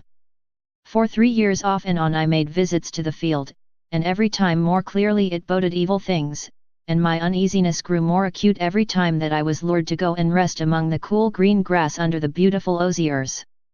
Once to distract my thoughts I tried to gauge how fast the stream was trickling, but I found myself wondering if it flowed faster than blood.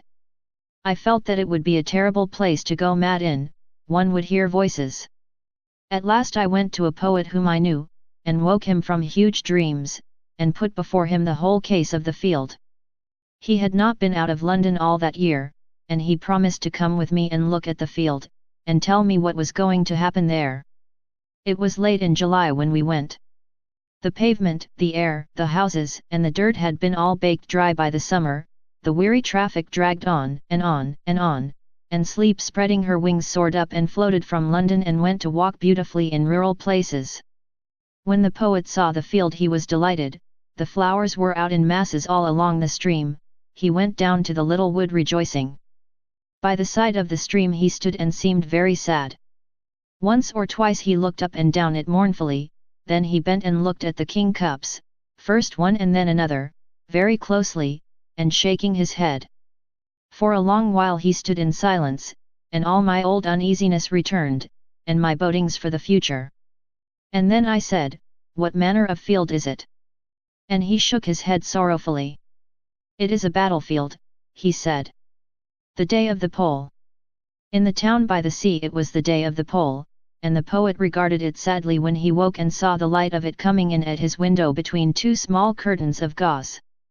And the day of the pole was beautifully bright, stray bird songs came to the poet at the window, the air was crisp and wintry, but it was the blaze of sunlight that had deceived the birds. He heard the sound of the sea that the moon led up the shore, dragging the months away over the pebbles and shingles and piling them up with the years where the worn-out centuries lay. He saw the majestic downs stand facing mightily southwards, he saw the smoke of the town float up to their heavenly faces, column after column rose calmly into the morning as house by house was waked by peering shafts of the sunlight and lit its fires for the day, column by column went up toward the serene downs faces, and failed before they came there and hung all white over houses, and every one in the town was raving mad. It was a strange thing that the poet did, for he hired the largest motor in the town and covered it with all the flags he could find, and set out to save an intelligence. And he presently found a man whose face was hot, who shouted that the time was not far distant when a candidate, whom he named, would be returned at the head of the poll by a thumping majority. And by him the poet stopped and offered him a seat in the motor that was covered with flags. When the man saw the flags that were on the motor, and that it was the largest in the town, he got in. He said that his vote should be given for that fiscal system that had made us what we are, in order that the poor man's food should not be taxed to make the rich man richer. Or else it was that he would give his vote for that system of tariff reform which should unite us closer to our colonies with ties that should long endure, and give employment to all. But it was not to the polling booth that motor went, it passed it and left the town and came by a small white winding road to the very top of the downs. There the poet dismissed the car and led that wondering voter onto the grass and seated himself on a rug. And for long the voter talked of those imperial traditions that our forefathers had made for us and which he should uphold with his vote, or else it was of a people oppressed by a feudal system that was out of date and effete, and that should be ended or mended. But the poet pointed out to him small, distant, wandering ships on the sunlit strip of sea, and the birds far down below them, and the houses below the birds, with the little columns of smoke that could not find the downs.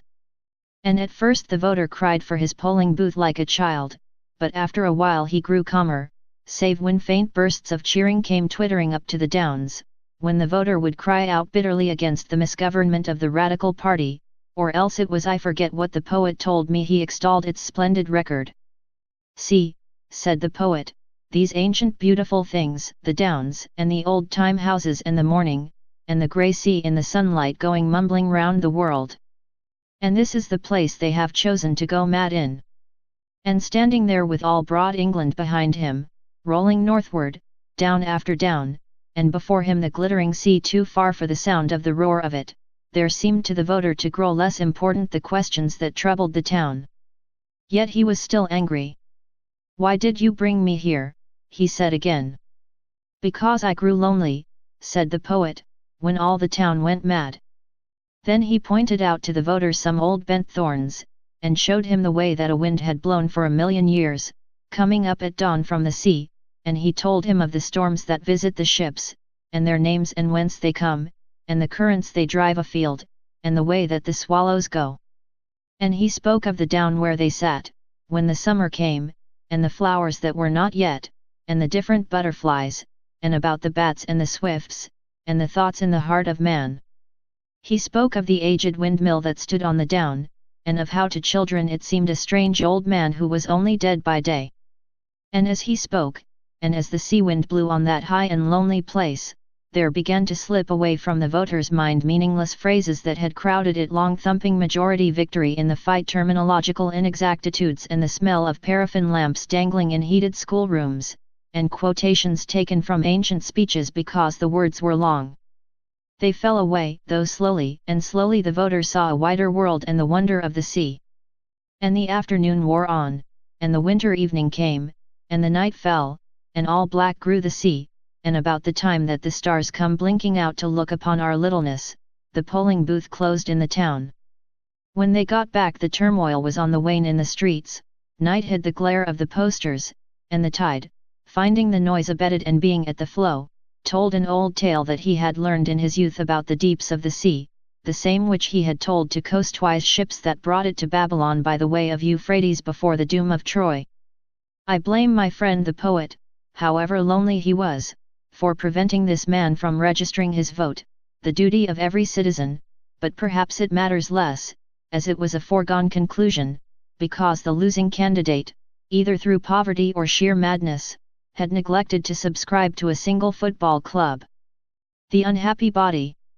"Why do you not dance with us and rejoice with us?" they said to a certain body. And then that body made the confession of its trouble.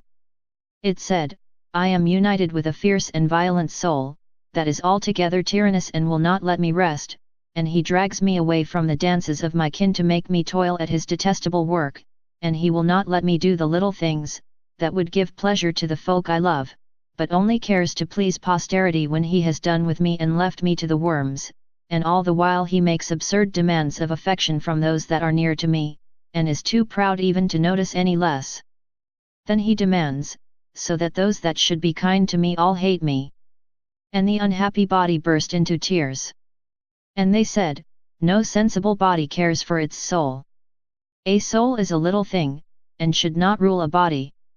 You should drink and smoke more till he ceases to trouble you." But the body only wept, and said, "Mine is a fearful soul. I have driven him away for a little while with drink. But he will soon come back. Oh, he will soon come back." And the body went to bed hoping to rest, for it was drowsy with drink. But just as sleep was near it, it looked up, and there was its soul sitting on the windowsill, a misty blaze of light, and looking into the street. "Come," said that tyrannous soul, "and look into the street." "I have need of sleep," said the body. "But the street is a beautiful thing," the soul said vehemently, "100 of the people are dreaming there." "I am ill through want of rest," the body said. "That does not matter," the soul said to it. "There are millions like you in the earth, and millions more to go there.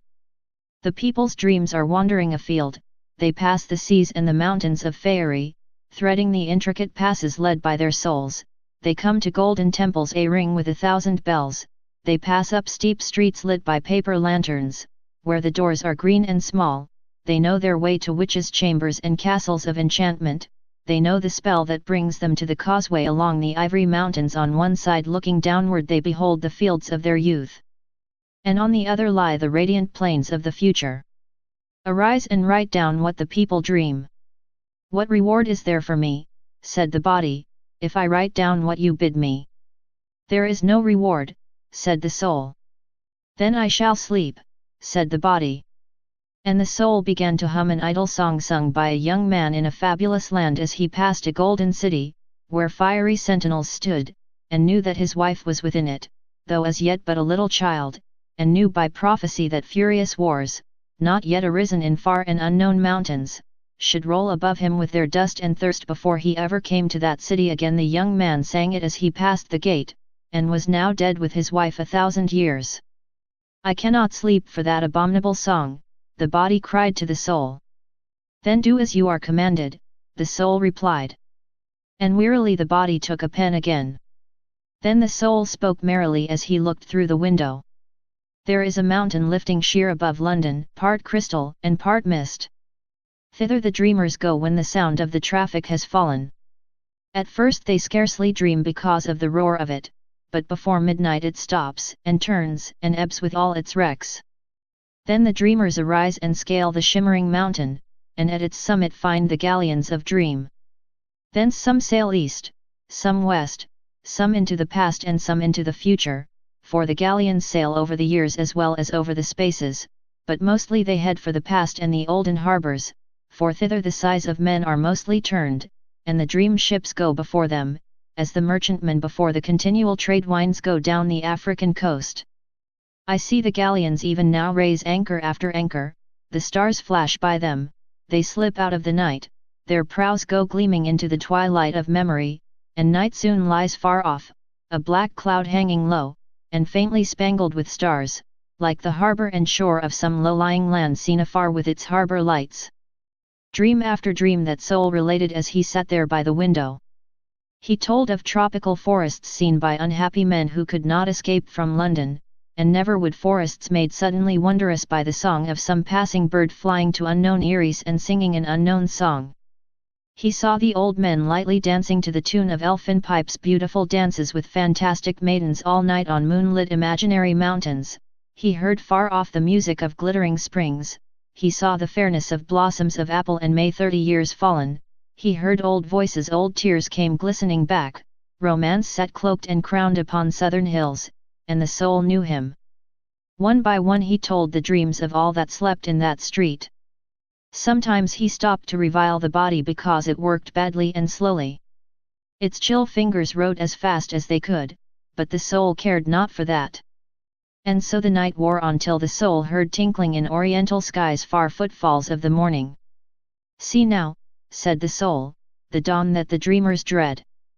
The sails of light are paling on those unwreckable galleons, the mariners that steer them slip back into fable and myth, that other sea the traffic is turning now at its ebb, and is about to hide its pallid wrecks, and to come swinging back, with its tumult, at the flow. Already the sunlight flashes in the gulfs behind the east of the world, the gods have seen it from their palace of twilight that they built above the sunrise, they warm their hands at its glow as it streams through their gleaming arches, before it reaches the world, all the gods are there that have ever been, and all the gods that shall be, they sit there in the morning, chanting and praising man. I am numb and very cold for want of sleep, said the body. You shall have centuries of sleep, said the soul, but you must not sleep now, for I have seen deep meadows with purple flowers flaming tall and strange above the brilliant grass, and herds of pure white unicorns that gambol there for joy, and a river running by with a glittering galleon on it, all of gold, that goes from an unknown inland to an unknown isle of the sea to take a song from the king of over the hills to the queen of far away. I will sing that song to you, and you shall write it down. I have toiled for you for years, the body said. Give me now but one night's rest, for I am exceeding weary. Oh, go and rest. I am tired of you. I am off, said the soul. And he arose and went, we know not whither. But the body they laid in the earth. And the next night at midnight the wraiths of the dead came drifting from their tombs to felicitate that body. You are free here, you know, they said to their new companion. Now I can rest, said the body. End of this ebook. A Dreamer's Tales.